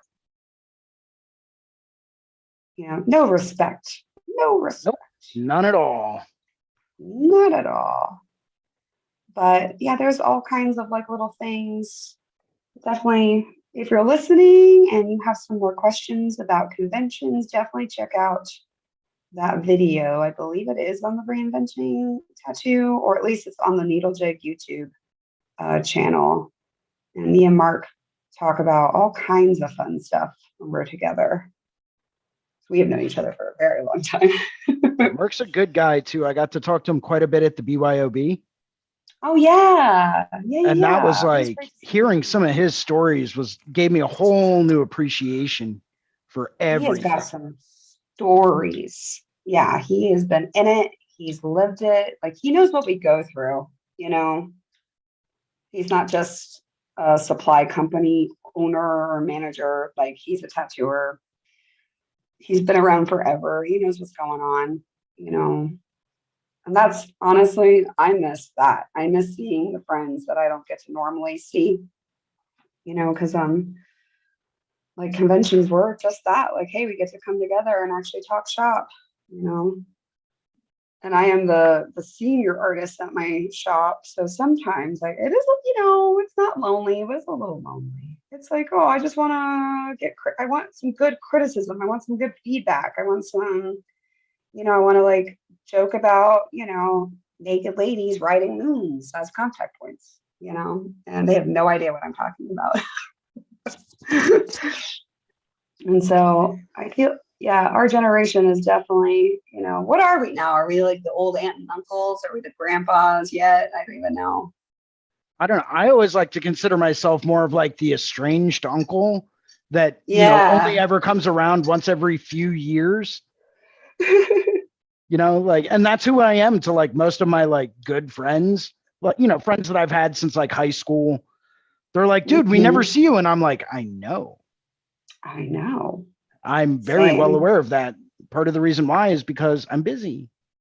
Yep. And you have, 3 kids and a wife now. I'm sorry. I don't have that.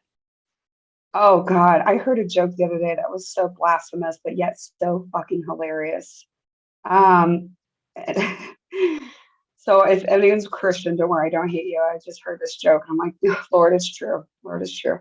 So the most unfathomable thing about the whole, like the Trinity, about like the Bible, that, it's just completely, it's false. It's inaccurate. It like debunks everything. Do you know what that is? What? The fact that like 12 or more people in their late 30s got together and had dinner. That's the Last Supper. Well, my question is, how many of them couldn't make it because they had kids, they had a wife? Exactly. Was there how like many were 50 invited initially? Probably. Yeah, I want to. I want to know the invite list because it's impossible to get friends together this age. And like tattooing, we're like, oh, we got to go for work. But I mean, we actually like, we're actually friends too. We're going to sneak in a couple funnies and then like, okay, back to work, Like I always feel so bad for those people that are like thinking that tattooers just like, party all the time and have these crazy lives because it's just like, no, we're really humble people that just work and work and work and work and work. Well, and I think a lot of that, believe it or not, comes from a lot of the heyday of tattooing. Think 20 years ago when conventions were going on, that's what they were. They were parties, Yeah. 3-day long parties where, people just got wild all the time. And that's not the way things are anymore. No, God, no. I mean, every now and then you get a couple of people that get a bit wild. I'm not saying I'm not one of them. I'm just saying that. Oh, yeah, I'm definitely one of them. I like to think I get wild, but I'm the kind of wild where it's like, yeah, we can go out and get wild. As long as I'm in bed by 2, we're good. Right. Because like I need my rest. If I have to wake up tomorrow and tattoo, if I don't have shit to do the next day, yeah, I'll be up until 4 a.m. That's fine. I'm down. Let's go out. Let's get completely hammered, Uber everywhere. And as long as I don't have anything else to do the next day, which is almost a rarity, then I am absolutely all about it. Otherwise, I'm sorry, but I've got a 2 o'clock bedtime. That is what time I am good for. And I'm good for like 3 or 4 drinks. That's it. I think that's knowing thyself. Those guys at conventions that you see them and they overdid it because they don't know themselves. They don't know their tolerance. And they're struggling throughout the whole show. I have one guy that he's on a sponsorship team with me. And every single time I see him, he's just like, I just puked in the parking lot. I'm like, I didn't want to know that, but cool. Congratulations, I guess. Congratulations, I guess. Yeah, because I mean, if I'm tattooing the next day or doing any live painting or anything like that, I have to be reasonably sober. The sugar, like booze and everything. If I'm sleepy, if I'm cranky, if I'm anything, I'm just kind of miserable. A lot of that also comes down to how much do you value the brand that you put forth, right? A lot. Because being our own artists, our own employed entities as independent contractors or studios or whatever, that's your brand. Who do you want your brand to be? Do you want to be that guy that's out there that's puking in the parking lot and then or sneaking off to the back bathroom to do key bumps all the time? Or, what do you want your brand to be and what kind of value are you putting on that? That is very well said, sir. Those people that value their brand, that want to make that money, to sit back and be like, oh yes, I charge this much money and here's what you get with that. I'm going to show up. I'm going to be sober. I'm going to be clean. I'm not going to have a headache. I'm not going to feel sick. I'm not going to be hungover. I'm not going to be, drunk while tattooing you. I'm going to be at my peak performance when I do your tattoo, guaranteed every single time. And you're going to get a kick-ass tattoo. Yeah. That's part of my brand. I think a lot of these guys are just taking on the idea that they're young, that they'll just make it through it. That's good enough. Yeah, I'll just chat real quick. It doesn't matter. I'm famous. I can just do anything on anyone and they'll love it. That mentality I am absolutely infuriated with most of the time. Absolutely. Because, I mean, you start seeing them like go downhill and put out some hit or miss pieces and you're like, oh yeah, you got this. It doesn't matter what you do. Okay, and as a shop owner, oh my God, as any of my employees like start becoming that way, which thankfully they haven't, but I've worked with people that have, so I'm just waiting until it does happen to me. But yeah, it's like it's an ego, it's a pride thing, it's no dude, like sorry, but you're not magic. You don't shit rainbows. Like you actually have to work for like the effort because this person is paying you. Sometimes thousands of dollars, like I think, yes, the responsibility of like, what kind of brand do you want to be, but also like, how much do you respect yourself? Right. And you can tell.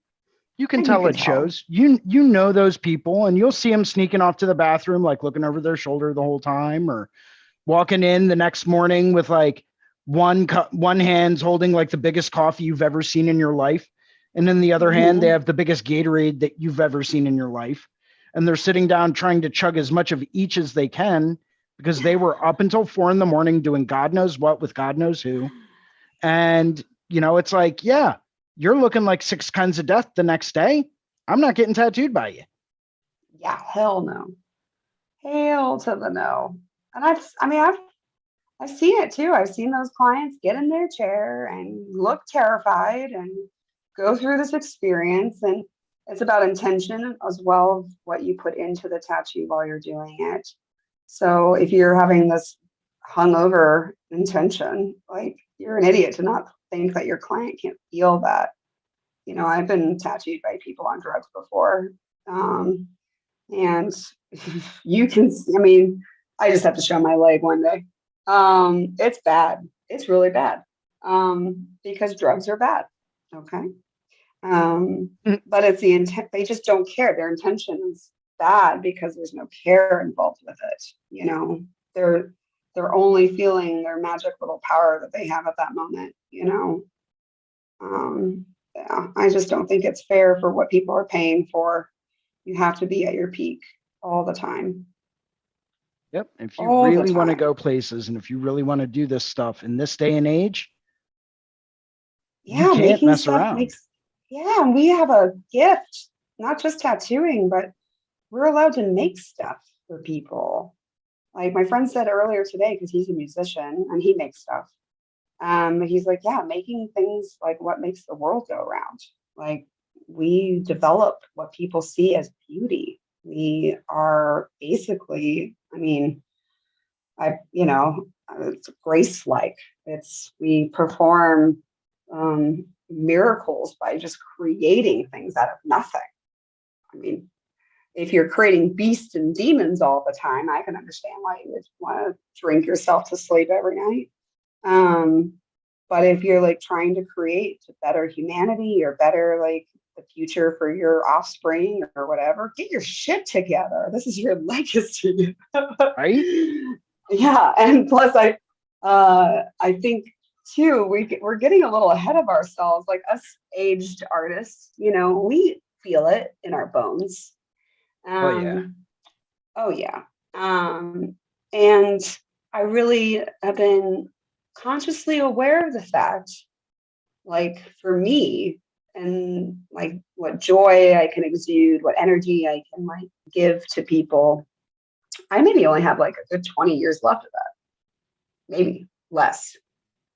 I'm going to be exhausted. I'm going to hurt. I'll probably have some medical problems. I'll probably, who knows? Who knows? And I realized this because I was like at Home Depot or something, and someone was next to me on speakerphone talking to their boy. He's like, man, just fucking ask her out. I don't know why you're just like fooling around. He's like, yeah, but I don't know. And I was like, I just kind of chimed in, like, you should tell your boy, like, he only has a good 20 years left of looking good, so he should just ask her out. They all just laughed. And then I guess he did. So good for him. But it's true. Like, we think our lives are just going to keep going on and on and on, especially as artists. Like, we think we're like immortal because we can make things on people that are permanent, but even those people are going to die. Yep. So it's either you get them a good experience and a good intention and that will live on, or you just, all your work will die when they die. And that's how I see it.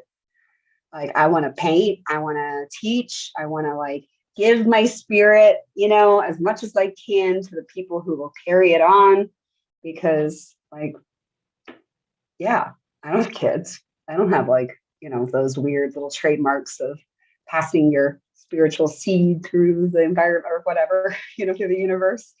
And art too. There's so many artists. There's so many things. Like, I feel like if you're trying to be famous, you're trying to do these things, and you're just gonna like catch that one moment and it'll be over.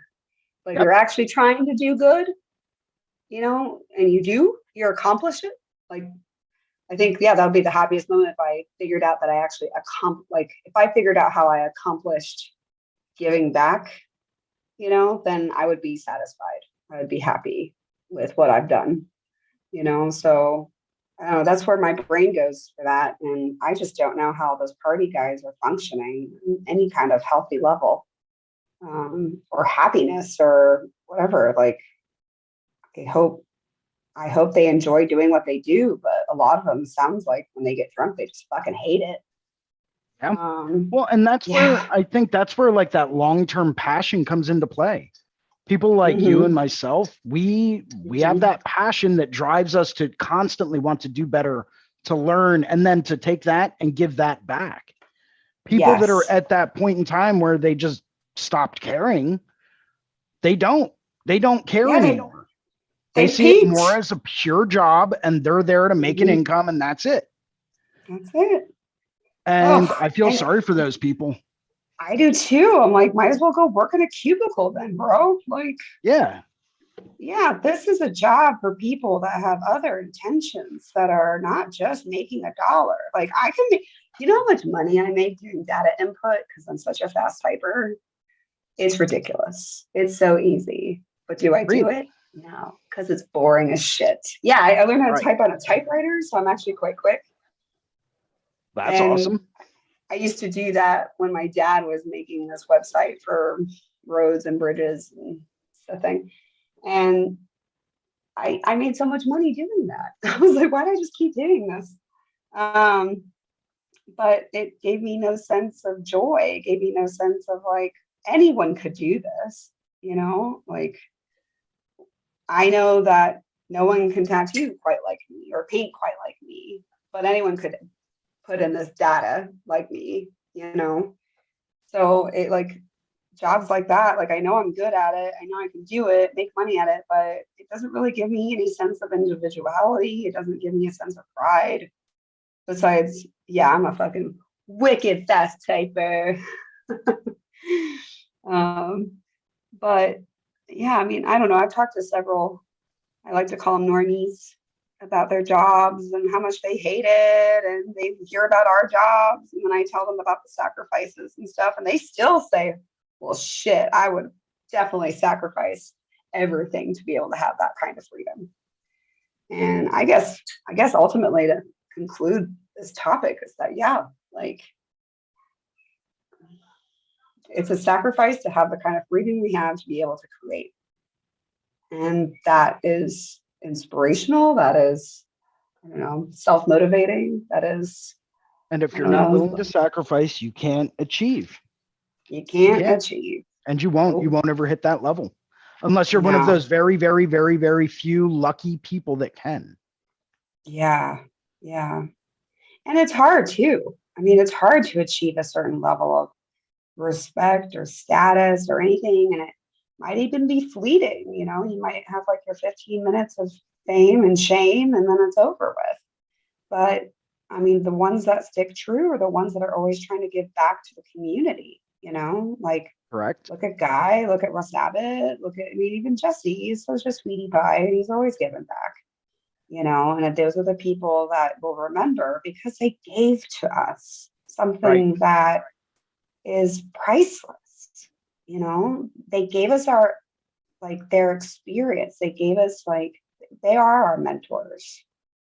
They are people that are like looking out for us the most they can by talking about what they've gone through, talking about how they got through it, like those are the people I think will stick around in our thoughts and hearts for quite some time. I agree. I was just having that same conversation with Gunnar the other day. Yeah. Over at the Explorer conference, actually. Okay. Yeah, Gunnar was there. He did a quick little impromptu, motivational speech / meditation session. Basically just introducing people to this mentorship program that he's got going on. And it was insightful, because he really is so primarily focused on giving back to the community at large that, he's personally going through and mentoring individual artists that are still up and coming, that are, you know, maybe they're on the younger side of the tattoo game or whatever. And he's taking it upon himself to go through and like personally mentor them and give back to the community in that aspect. And that to me is like this astounding thing, right? Because I mean, outside of like a couple of major players, you don't really see that too often. Right. Well, I think, well, he talks about it in one of his seminars, so I hope that I'm not rude by talking about it as well, but he was pretty open about his past. And Gunnar actually doesn't even realize this, but we have met before. And yeah, and that was a long time ago. And yeah, he talks about, you know, kind of just not being the best human he could have been. So I feel like that's a good example for someone that sees that they have done wrong and that they need penance. And if someone is willing to do that out of penance, then maybe it's just the right thing to do. Right. Just, you know, throwing that out there. That maybe, yeah, we should just be doing that, you know? Like, why are we so selfish? Probably because the gatekeepers, and I heard that term, I don't know if you've heard that yet. Gatekeeping. Yep. Yeah. Maybe the gatekeepers are ones that just ruin the idea of sharing. They just ruin the idea of like opening our doors to people, ruin the idea of like just mentoring, helping, anything. And that's a gatekeeper turning into not a gatekeeper because he felt so bad. And one day we'll talk about it. Maybe. I think I just like torturing him a little bit until then. But he has no idea. He doesn't remember. It's quite funny to me. But it's like that. I see a couple people that are like, yeah, I used to be a real piece of shit. And now I'm here trying to help and reform, you know, and that's why too, I think sometimes the cancel movement is terrible because there are people that can literally do so much good. And they just need someone with a strong hand and strong voice to tell them they're being a piece of shit. And yeah, I think if that's the case, that maybe we should just all be giving back just a little bit of what we can. You know, we don't have to give up everything, but just a little goes a long way. It really does. You know, I had someone approach me at the Philly convention this year from Fort Lauderdale. And you know, super awesome dude, you know, does some decent work. Still a little bit younger in the tattoo game, and we got to talking. And he's like, you know, have you ever thought about mentoring someone? And I was like, I've always been open to the idea, but in my mind, to be a mentor to someone is a two-way street, right?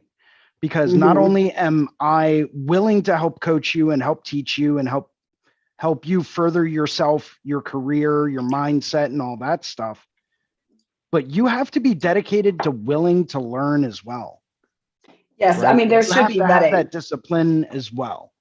And if yes, you don't have that kind of discipline, then it doesn't matter. I'm not going to hound you about it.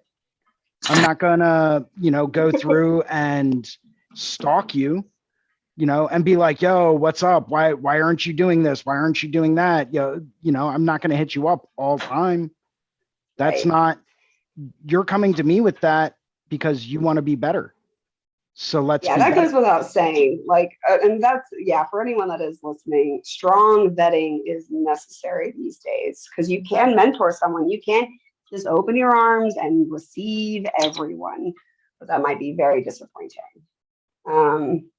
because some people really don't know what our jobs are. They don't know what they're getting themselves into, and their reaction will be, oh, this is just like, they could either take it. I mean, let's ask Gabe if he's still around.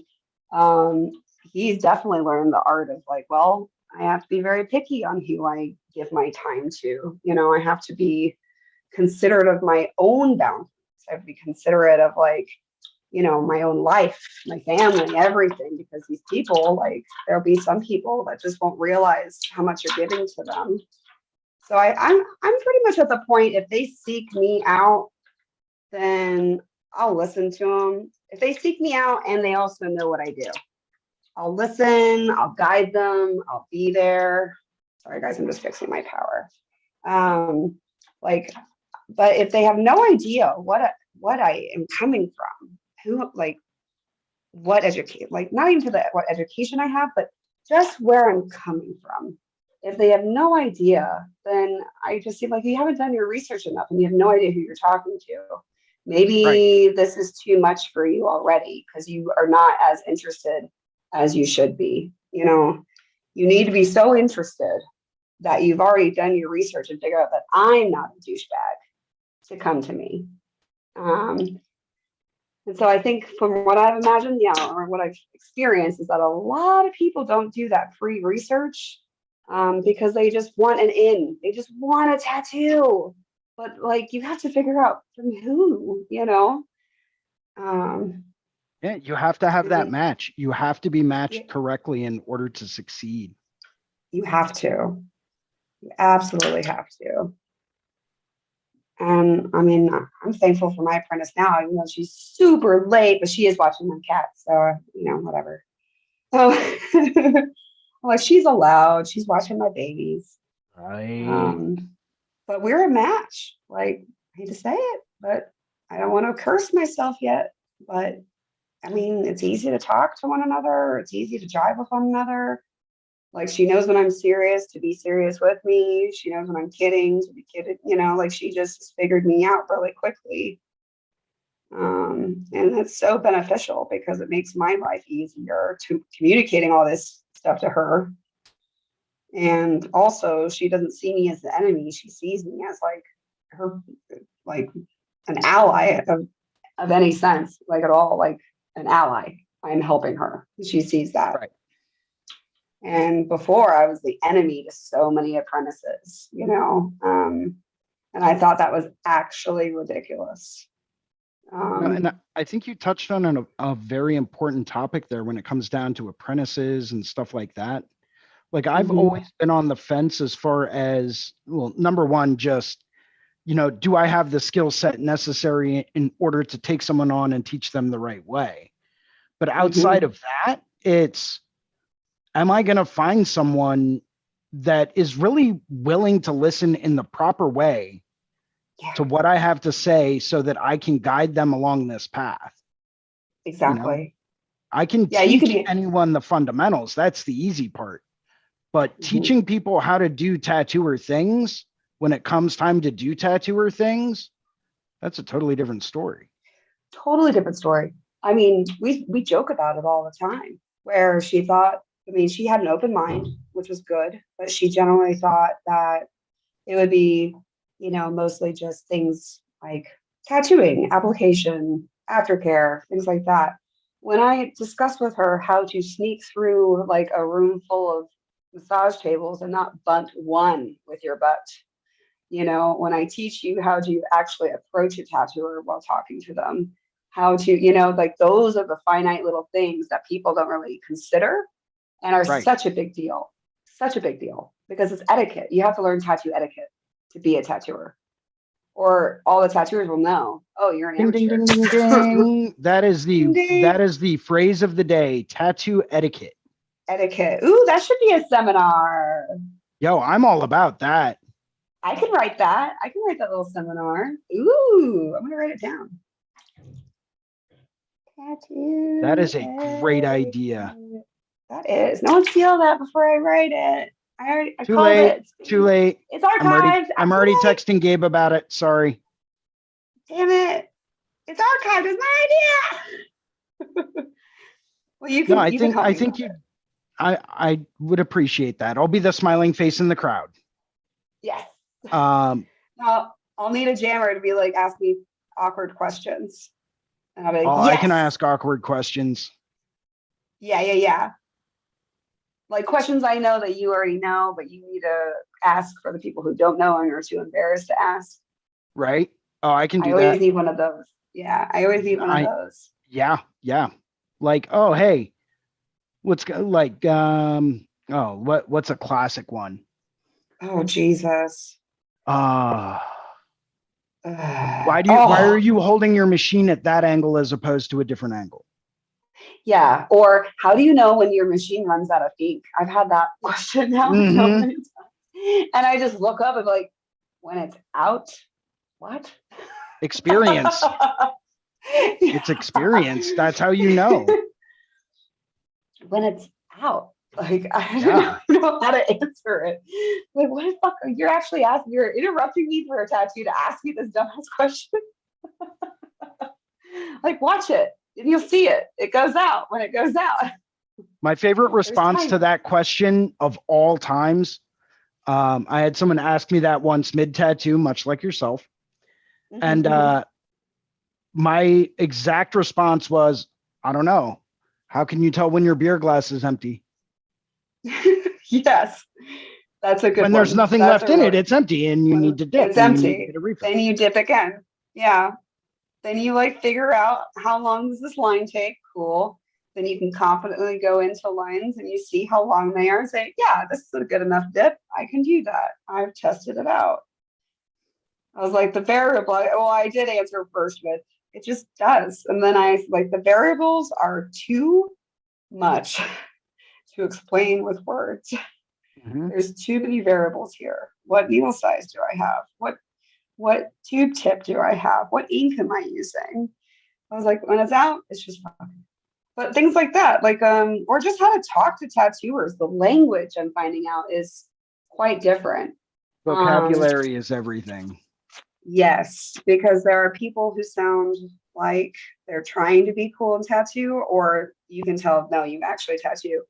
I have an assignment for my apprentice right now that she's working on pretty diligently, and I'm pretty excited about it. I made her go, I just redid the gallery at the studio, and they're mostly paintings done by tattooers, like Flash and things like that. And so I wrote down just the name of every artist at the shop and like kind of like on top of my iPad so she could see what painting it was. Like, you need to research this artist. You need to find out what shop they're at, what state they're in, make an artist tag like this, find out what the title of the painting is, what year they made it. Also, describe to me in a little paragraph, how would you word this style to someone? And wow, she is learning so much. That is And a she is, great way to teach. yeah, she's verbally having to describe to me, and I correct her as she goes. So now it's a dialogue. Right? Like, we're describing like illustrative realism. Is this like neo-trad? I'm like, I would say it's more like traditional. She's like, okay, like neo-trad influence. So she's learning the dialogue through not only her own research, but actually reviewing it with me so I can talk with her on it. And so she's done that. And now I'm having her, she has them all in categories. And now I'm having her scope out, like, if she really likes an artist, or she'll pick one artist. I'm like, now find me 5 other people that tattoo like them and put them down on Right? the list. Yeah. And give me the same thing. And so she's been working on it since I've been gone. That was her mission while I was gone. So I hope she finishes it. But that's been an excellent source of just, so if anyone has any apprentices, like, and we all have that box of prints from conventions, we have like 1,000 prints or so in a box somewhere. Like, make your apprentice go through it and learn those artists and learn those styles and learn, because And what I mean, are the even like, specific characteristics of each style? yes, explain to me with your words, how would you describe this? And so I think it's really beneficial as well to learn how to describe it in almost like a slang type, like common tongue of a tattooer, because we can make jokes, like I can say to you, oh, are you going to Yogi Bear it? And you know what I'm talking I know about. exactly what you're talking about. Yeah. If I say, oh, it's a little diatricity, like, Yeah. you know what I'm talking about. And so I'm like, you want to be able to like be so well versed in it that you can actually just be loose with it. You can joke with it, because that's also how you make friends. It's like talking about Pokemons with your other Pokemon buddy. You're like, oh, I love this artist and I love this artist. You're like, have you seen this guy? Oh, yeah. And you can figure out through other artists, like what an artist does, what their style is. But even greater of an example is listening to clients. You can figure out what style they have in their head Right. by just having a dialogue. because we have to be psychic, right? And so instead of being psychic, why don't you just get used to this dialogue of like explaining things in multiple different ways? So when your client that has no art background whatsoever says, I want bright and cartoony, you know exactly what they actually mean. Tony They Siavara. want you. Yeah. Yeah. They want Jesse Smith. They want like, Yeah. yeah. Yeah. So yeah, it's like, oh man, that's like been the greatest task that I've given her so far about history. At least we have a whole history segment. Oh yeah, I have to send you my syllabus. It's nuts. I would I love wrote to take it. a look at that. It's wild. It's like everything I feel like a female tattooer should know to get through. Like I'm even thinking about putting her some jujitsu just for fun. Fucking A. I mean, I would. Fucking A. Yeah, with the people we have to hang out with. Oh my gosh, yes. Oh yes. Self-defense is something that I'm a firm believer that everyone should need to go through at some point in time. Everyone, this world is crazy. If you don't, you're just lying to yourself. Oh man, I was like doing on this big kick a couple years ago with self-defense. And I remember one of the artist wives who was, I hate to say it, she was an artist wife. You know what I'm talking Yeah, about. I know exactly what you're talking about. Once again, Yeah. artist lingo. Yep. And she like tried to like put me down for being so aggressive and so masculine and fighty and defensive. And like I had my shit like on lockdown, like, and she was like, oh, you're just over exaggerating. I'm like, well, I am very glad that your world is so protected and you are so isolated that you have no idea what my world is. Yeah, she never came back in the shop. Good for you. But it's thank you. Thank you. I'm like, that's really nice. That's really nice for you that you're just so, carefree like that. But yeah, and that you've never had to deal with all of the shit that I've had to deal with in my life. yeah, that's awesome. But not even that. Like, I mean, so many things happen to just people I know that work for like that travel for work, that are, bohemian artists of every kind, like my cousin Jenna, I think about that all. She is a trained jujitsu, judo, kamagra. Like she's small, she's tall, but she's tinier than I am. But and she's an opera singer. She's traveled the world, she's kind of a badass, and she could be put in a tattoo environment in a second and be fine. And she got mugged in New York by being punched in the face and they stole her bag. Like it really can't happen to anyone. And she's like a good Christian girl. That's beautiful, good family upbringing, like went to Yale for fucking opera, it could really happen to anyone. So I think, yeah, if you like people aren't aware, then they're not reading the newspapers, like it really could happen to anyone. So I feel like if I'm going to bring a female artist into this community where it's not necessarily tattooers all the time, it's also clients. It's also people around that are hanging out at shops, people afterwards when you're like having a late night drink with a coworker. It's just people, and we are highly decorated, highly noticeable people. And if I were a predator, I would like scan the room and say, wow, look at that really colorful flower over there. Let me see if I can beat it up. So I feel like women, especially or smaller people, should just learn some kind of self-defense in some way, and Well, and that's part of the reason why I got into self-defense a few years back was I'm mm-hmm. not a very big guy. I'm not. Mm-hmm. Like the vast majority of the human population is actually taller than I am. Okay, we're talking like 80+% of the human population is taller than me. Okay. Yeah. That automatically opens me up for all types of ridicule and all types of like, oh, he's tiny. He'd make an easy target. Let me go and rob him or stick him up. The tiny ones are the scrappy ones. Damn right. We fight dirty. You fight dirty. Exactly. And big people are just really good shields. I stand behind them and then I attack. But I usually try to trip them up as I'm passing them. Oh, Because yes, remember, yes. you only have to be faster than your slowest friend. Exactly. Oh, poor friend. I know, I'm trying to get back into it because after my knee surgery, I feel like I've really gotten quite out of practice. And I tattoo one of like, oh, he's a competitor. And I don't know if you know this, Jason, but Oklahoma City is a huge jiu-jitsu community. Really? Huge. Yes. Like we have some of the world's top fucking competitors like down the street from me. And I tattoo a lot of them. And I dated one of them, and he was weird. Um, but I mean, it's such a huge community now that I tattoo them. They're like willing to do like private lessons and stuff with us. That's awesome. Yeah, I really want everyone in my shop because I actually have a lot more girls than I do dudes now. And we're downtown. I mean, we are right downtown. It gets spicy down there. And I'm just, yeah, I'm trying to Are we talking convince like them all jalapeno spicy, or are we talking like picante? Oh, like ghost pepper spicy. I Jesus. mean, we have dick days, I call them, where there's just homeless people walking around with their dicks out. Interesting. Yeah. So it's just like a, hey, dick to your left.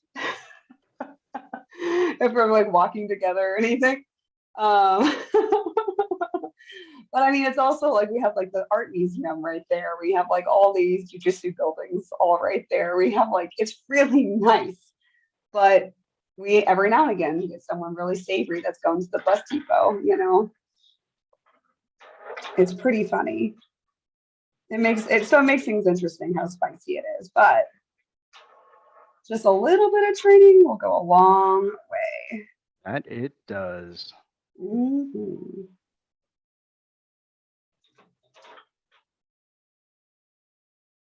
It's funny, my friend is air printing something next to me. Hi. I got this for you. Oh, thank you. That's the second one. Hey, look, welcome to the community. Oh,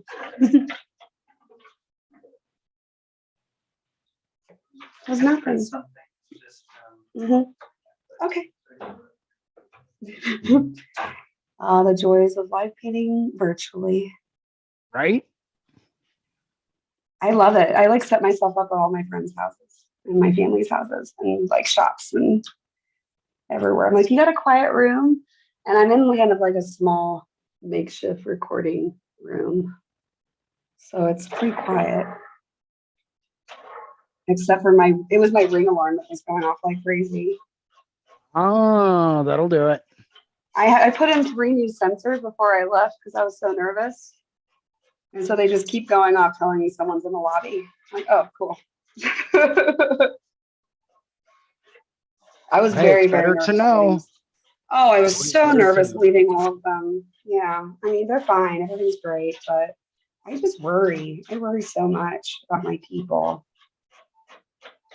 You know what that tells I'm me? there. You're a good studio owner. I hope I try to be. That's what that tells me. Because if you Yeah. weren't, you would be like, they'll be all right. No, I can't sleep at night sometimes because I'm just like, is everyone okay? Yeah. Roll call, checking in every 15 minutes. Checking in. Yeah, everyone okay? Everyone happy? Is everything have the supplies? Because I also supply everything in the studio because we're eco-friendly. Really? Yes, yes. And that is actually a seminar that I'm trying to write right now about the idea of what being eco-friendly is. The idea of choice of materials, using minimalization, also with using eco-friendly materials. How to like pack your waste. This is stupid, but even anything from, when you like make a stencil, right? You pull out the onion skin and then you ball it up.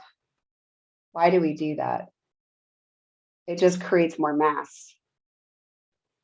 So if you just leave it flat and put it in there, you're actually just like leaving so much more room to compress that. And then when you take it to a recycling company, It's like this packed little thing full of waste. It's a brilliant idea. So it's just like habits to be more eco-friendly over, just buying all the eco-friendly stuff. That's like not part of it. It's actually your habits in which you handle things. I was just going to say, do you find that it's more practice than it is material? But you already answered that. Yes. And the minimalization of things as well, like really thinking about what every single product we're using, why do we need to use it? What would be like a good replacement? I debunked the dental bib. That's one thing I'm going to definitely talk about. Why the fuck are we using dental bibs? I know why. Yeah, I never. Well, if you already put down a plastic, right? Like you put down our barrier, and then you put down another barrier that has like this little thin little paper that just gets everywhere. If you already have a good barrier down, which we use biodegradable bags that we can like, when we're done, kind of like whoop whoop and make a little bag of everything. Right.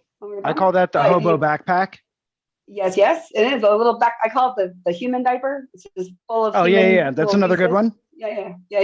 But if you already have a barrier, just take a Bounty paper towel and put it down and just put some paper tape around it, and there you go. Absorption. Yeah, it's little stuff. I call that just being more efficient, right? Mm-hmm. It's all about efficiency. It's all about efficiency. And you know who taught me that? Well, not the Bounty trick, but efficiency. Like really opened up my eyes to the idea of efficiency and what that means and why it's so important, detrimental to even our careers. Was Troy Temple from Bill and Arts. Since I've known him, which has been over a decade, he has been working on the idea of mastering efficiency. Like his setup is 2 minutes. His breakdown is 2 minutes. His he can tattoo like anything in just like a tornado, But he's like, if you're more efficient, that means 1, you're not using as many supplies. 2, you're not using your body as much. So you're not overusing your tools as well. 3, and it's fast. It's because you make more money. It's better overall. Like I was like, holy shit. Yeah. Efficiency, where I was still trying to figure out like, do I need these extra tight 14 rounds? Like trying to figure out my own little weird things. He was like, oh, I've been doing this for 25 years already. And I'm just now figuring out how to be most efficient, Right. Right. But the concept to me was like, it became so much more abstract and it became so much more of a huge like world of like, oh, if I'm more efficient, I'm not like taking anything away from the tattoo at all. I'm giving myself more for the tattoo. I'm giving myself more leeway. I'm giving myself more like expansion. I'm having to be more creative, and so he really helped me kind of just through his little talks that he would like him and I would have about stuff. Like he really helped me think about my travel career and how I would approach my style of tattooing, the way he approaches traditional, Right. Which is totally different. But well, it's different, but it is still the same in some aspects, right? We all break down, we all set up, we all have specific groupings we like, we all have specific colors and brands of stuff that we like. That doesn't change based on style. We all disinfect, we all practice safe hygiene, like that doesn't change based on style. So there's a lot of basic fundamentals there that carry across every style you can imagine, from portraiture to color realism and bioorganic and cubism and abstraction and trash polka, you name it. It doesn't matter. We're all setting up, we're all using machines, and it's about finding the most efficient way to utilize the materials and the equipment that we have. And I feel like I'm giving too much of my seminar that I'm making up because I have this book of seminars now that I'm writing. Because that plein air one I did, I worked on that for like 2 weeks about how I would present things, and the fact that it rained was like such a, oh God, I need to count on this. But whatever. That's something made you it can through. add in there, right? The, Exactly. Murphy's Law effect, right? Yes, the Murphy Law effect. If you have worked so hard on something, more than likely it's going to be thrown a completely different way. Oh, absolutely. Absolutely. Absolutely. But this is something that I actually like, I've had to recently explain to clients that for efficiency through owning a shop, owning my other businesses, owning and leading and doing all these things, I saw myself going a little crazy with how many styles I can do and the projects I was taking on for each individual style. And now I've gone down to basically full color realism or dot work. That's it. That's all I'm doing. Good way to be. I'm not doing black and gray. I'm not doing, I'm just, that's it. That's what you're going to get. So I have the needles for that and I have the needles for that and that's it. And it's confusing to some people, but when I kind of explained to them, like, no, if I did this style, I mean, I would have a drawer full of needles that I would never be able to have any kind of schedule of when I should buy them. I would have containers of all kinds of different pigments that I, again, would never, it would be a free for all of like, well, I have 5 photo color realism tattoos this week, and then this, and then, so it would be like, I couldn't make a budget ever doing all these styles. It was really hard for me to actually like see my profit and loss. And so just going down to 2 styles, now I feel like I have more control. I know exactly, there's no confusion with my clients either, because sometimes they'll say black and gray when they mean dot work or vice versa. There's no confusion. They know they could either get dot work or they can get full color realism. So it's been really helpful. And that's a new way that I've never really looked at things. I mean, I have the ability to do that. Thank you. But I mean, you have to have the availability to do that. If you're just doing walk-ins, yes, you have to do everything. But I got to the point where I just was seeing, I'm like, well, what are the 2 things that people like of mine the most? One, and what are the 2 things I like doing the most? And I love doing my dot work flora and fauna, and I can do portraits, I can do all kinds of stuff with dot work.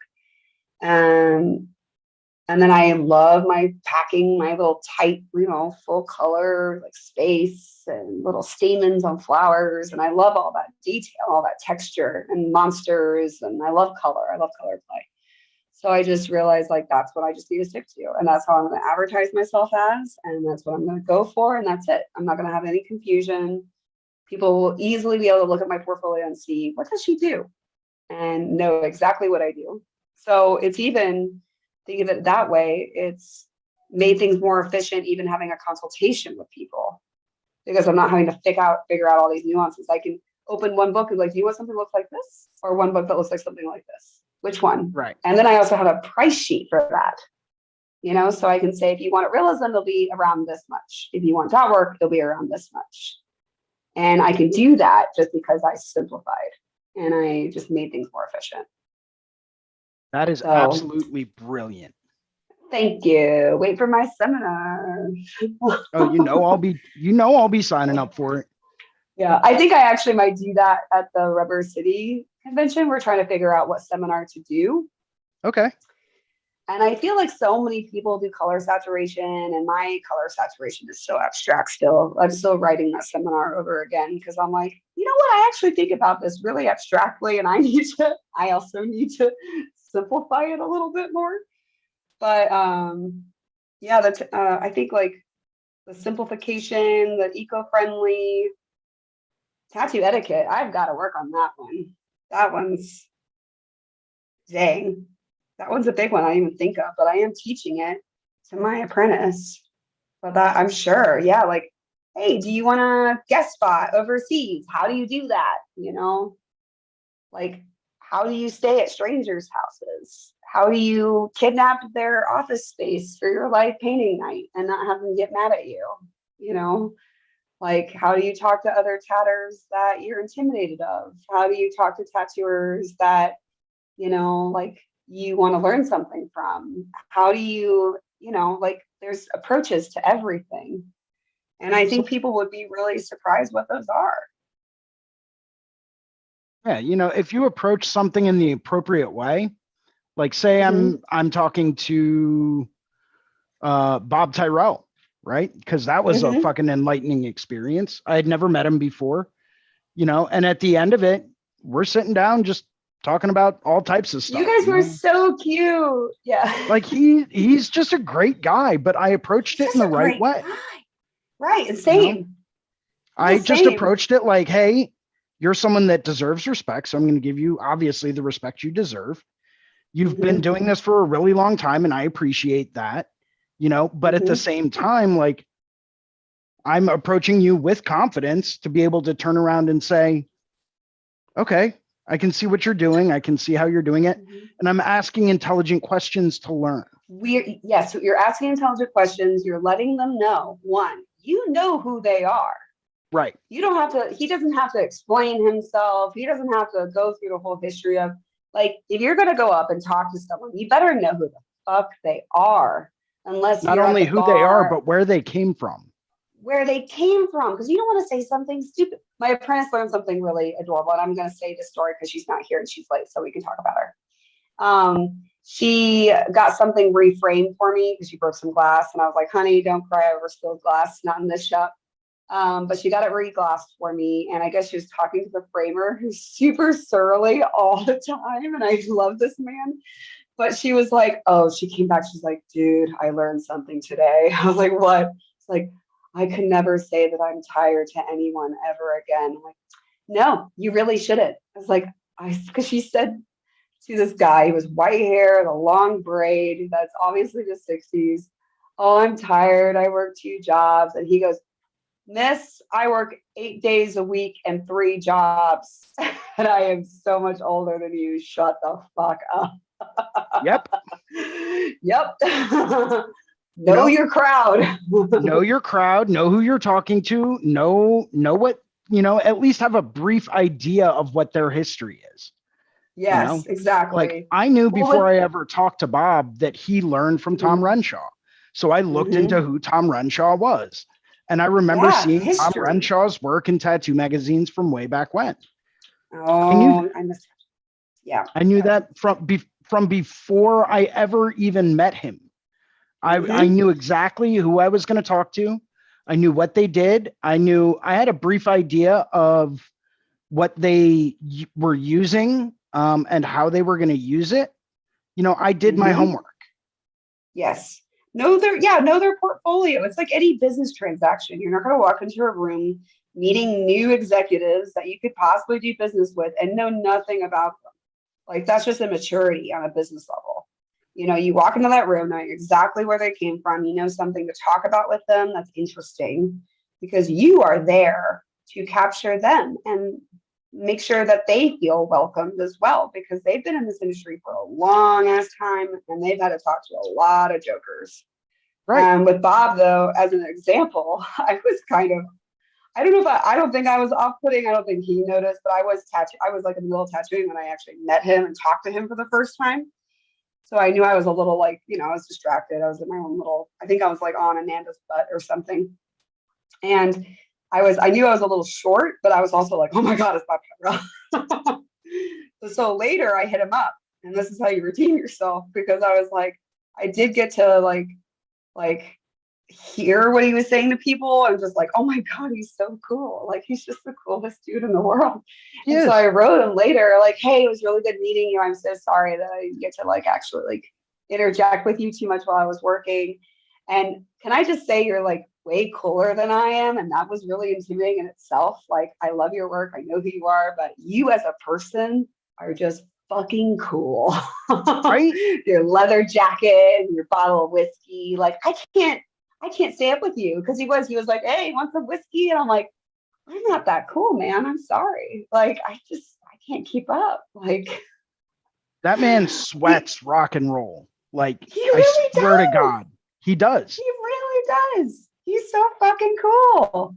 And I just felt like such a, you know, nobody of like little, not even a tattoo world, like as just a cool world. I'm like, oh man, like you're going to show me up this weekend. I know it.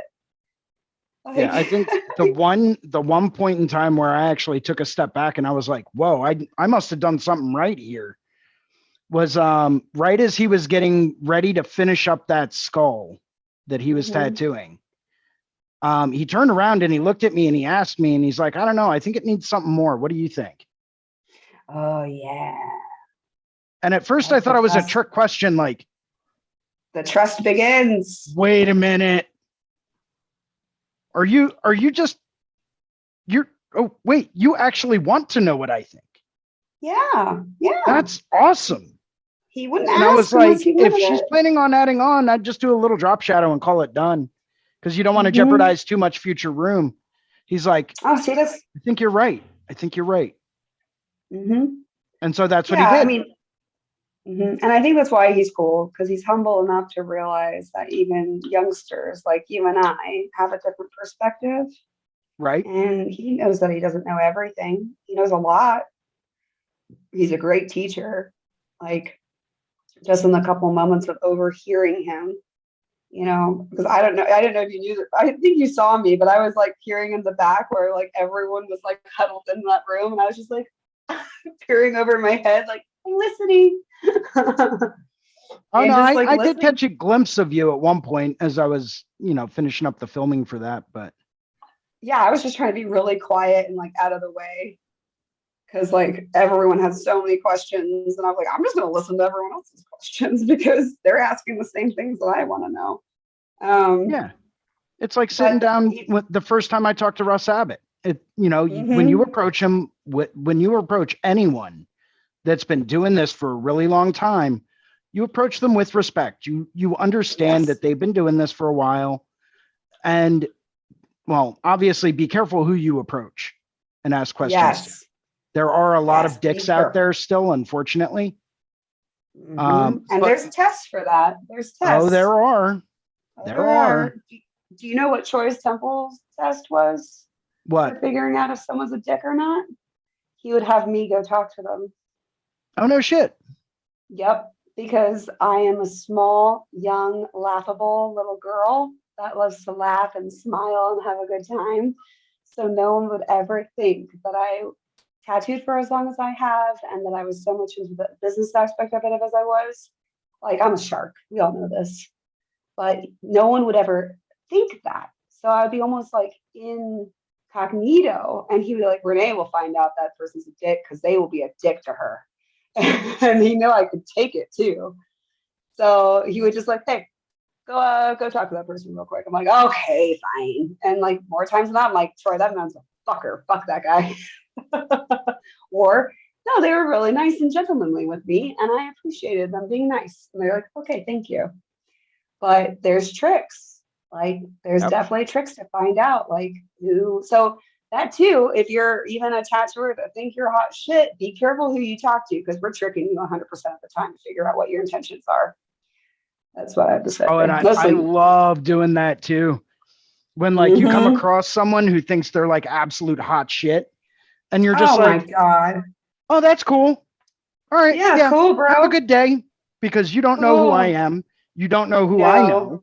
And I know if I know, I'll be able to smell it if you're bullshitting. Uh-huh. Or if So you're go a ahead, dick, try because me. you just Try me. Go yeah, ahead. try me. Because karma is real. I don't really have to even say much. I've realized in my world, like I've been dissed so many times, and every single time I just laugh a bit, call them something like, I think I've called someone a twerp more than once. Or like there's one guy in particular, and you know who you are, but I called him Space Pants. I was like, all right, Space Pants, because he didn't feel like I had enough followers. Not that my portfolio wasn't good enough. I just didn't have enough followers on Instagram to work at his studio, even though I had my own clients. And I was only going to do it like maybe once a week every year, or like like a week every year. I wanted to tattoo my Portland clients. And he was like, you don't have enough followers to even work in Portland. I was like, oh, okay. Whoa. So then I went and talked to my friend James Kern, who I wanted to in the first place. And we were out buying croissants together while we saw Space Pants. And I was like, hey, Space Pants, you know James? And that was the best karma I think I've ever had. Mm-hmm. Because it was the same day. Oh, Jesus. Really? Yeah. Yes. And I was like, see, motherfucker, don't judge a book by its cover or by their Instagram followers. I think I had like 5,000 followers at that time, you know? And I was just like, really, dude? Really? Okay, whatever. Yeah, I've never been one to really judge an artist based off of their followers. Like that to me is Right? that is not an accurate portrayal of who an artist is. No. Oh, now he's a huge joke in my world. Like every Hell City now I get to splash him in the pool and it's hilarious. But he thinks he's hot shit. I mean, to some people he's hot shit, but to me he's kind of ridiculous and judgy and not cool. Like, I don't need that. Can't really say I can comment on it because I have no idea who you're talking about, to be honest Oh, with you you. won't ever. You won't ever. Just see me. Well, I know if you when see me at if I Hell, come out to Hell City, Phoenix, and I see you splashing someone in the pool, if I'll I know. cannonball next to someone, yes, you know. And if he's wearing space pants, you know. But will he actually be wearing space pants? Yeah, he was wearing space pants when he told me this. You mean like actual like NASA space pants or like Oh the no, old they had like like parachute like rave pants?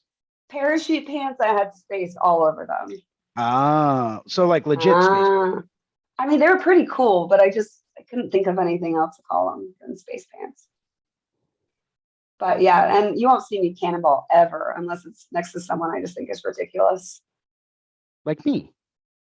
Yes. No, you'll get like a nice swan dive. Aw, you're too sweet. No splashies for people I enjoy. No splashies. Oh, Aw. you are such a sweetheart. I try. You know, I try. It's because you know every time I get into the pool, I'm trying not to get my hair wet. Yeah, same. Yeah, Same sauces. yeah. Yeah, it's the sacrifice if I cannonball near you. I'm Oh shit. sacrificing my own good looks. I think we should. I think we're actually going to be getting off of here in just a minute because class is Actually, starting in 3 minutes. yeah, you're right. We don't have Gabe to tell us to shut up. I mean, he's still signed in, but I think he's taking a nap. yeah. Well, I mean, drunk critique went on last night for what, 6 hours? 6 hours. Yeah, I couldn't Yeah. make So it. I felt yeah, it really makes shitty, sense. but yeah, it makes sense. Gabe, turn us off. But yes, no, anyone that's listening or watching, because this is also archived, so you can hear me and Jason just rattle on about, you know, all kinds of things. And hopefully you've watched us and how we develop these weird paintings, which I'm going to show you this plein air painting that I just completed. Yeah, let's show off our paintings. We have yours up. That's So this is mine. the second skull painting that I've been working on. Oh, okay. This is my aunt and uncle's dock into the bay of St. Petersburg. Ta-da. Very And also, nice. thank you. Everyone keep an eye out for new seminars I'll be coming out with. My build out is pretty much officially over with at my studio, and I've been talking about it for 3.5 years now. So I am going to be a little busy bee with seminars and coming out, finally finishing up some paintings and finally finishing up some tattoos as well. They're all big projects, so I'm like doing everything right for my portfolio, and I'm going to be coming out with like a huge lot. So everyone keep an eye out for that. I'm really excited about these large pieces that I've been working on, and they're all real cool and weird. So I hope everyone loves them. And yeah, and watch Jason. His work is awesome as well. And he's very analytical like I am. So he has a lot of good things to say. And be mindful, everybody. Be mindful with anything you do, and you'll do it well, and you'll be respected by it. Enlightenment can come in all different shapes and sizes, but it's all about your intention you put into it. Very true. Very true. So if anyone has any questions or anything like that, you can reach me at reneelittletattoos@gmail.com or Goldfang Gallery. I have a tattoo request form there, but a lot of people do actually just contact me on that. I don't mind. And my entire gallery is also on goldfanggallery.com. You can see what other artists that I work with, and if we have any up and coming events, which since COVID is becoming kind of a little bit more tolerable thing nowadays. I'm not really sure. I'm in Florida right now, so I can't say. You know, we are going to be opening up the gallery to private events to start and see how that goes. And then I'll be putting guest paintings for sale up on our website. But until then, you know, it is by appointment only. So everyone is more than welcome. But for now, we're doing limited access, just, you know, for safety's sake. But yeah, check it out. Ask questions. I'm always down to try to help out. How about you, Jason? What's your info? So you can reach me on Instagram at Philly Inc. My name is Jason Leeser. I also host the Sunday afternoon drawing groups at 1 p.m. Eastern time every Sunday. So come hang out, talk tattoos, talk art. We like to have all types of discussions. And we're always trying to get new faces to join us to get different perspectives on topics. So please, by all means, if you've got input on anything, tune in, jump into the conversation. We'd love to hear from you. Otherwise, feel free to reach me at Philly Inc. on Instagram, on the gram, as the kids are calling it these days. I work at a studio called The Inkwell Tattoo in Southampton, Pennsylvania. Yeah, hit me up. Let me know. Renee, thanks as always for having me on. It's always a blast. I always love doing these paint jams with you. Hopefully we get to do another one soon. Yes. No, thank you for joining. It's always a good time. And we're every Monday, every last Monday of the month. So awesome. Thank you for coming. Thanks for joining. Anytime. Yes, I appreciate it. And this was fun. We did some stuff, and that's what it's about, is that we just did some art. Yeah. So just art people hanging out doing art things. Yeah. I guess since Gabe is probably passed out somewhere, I guess we'll just sign off ourselves and they'll figure it out. Yep. So yeah, everyone go to Guy Hutchinson's class next. I have to go get ready for my flight in the morning. So everyone have fun. Yeah. Will do. Thank you. Thanks.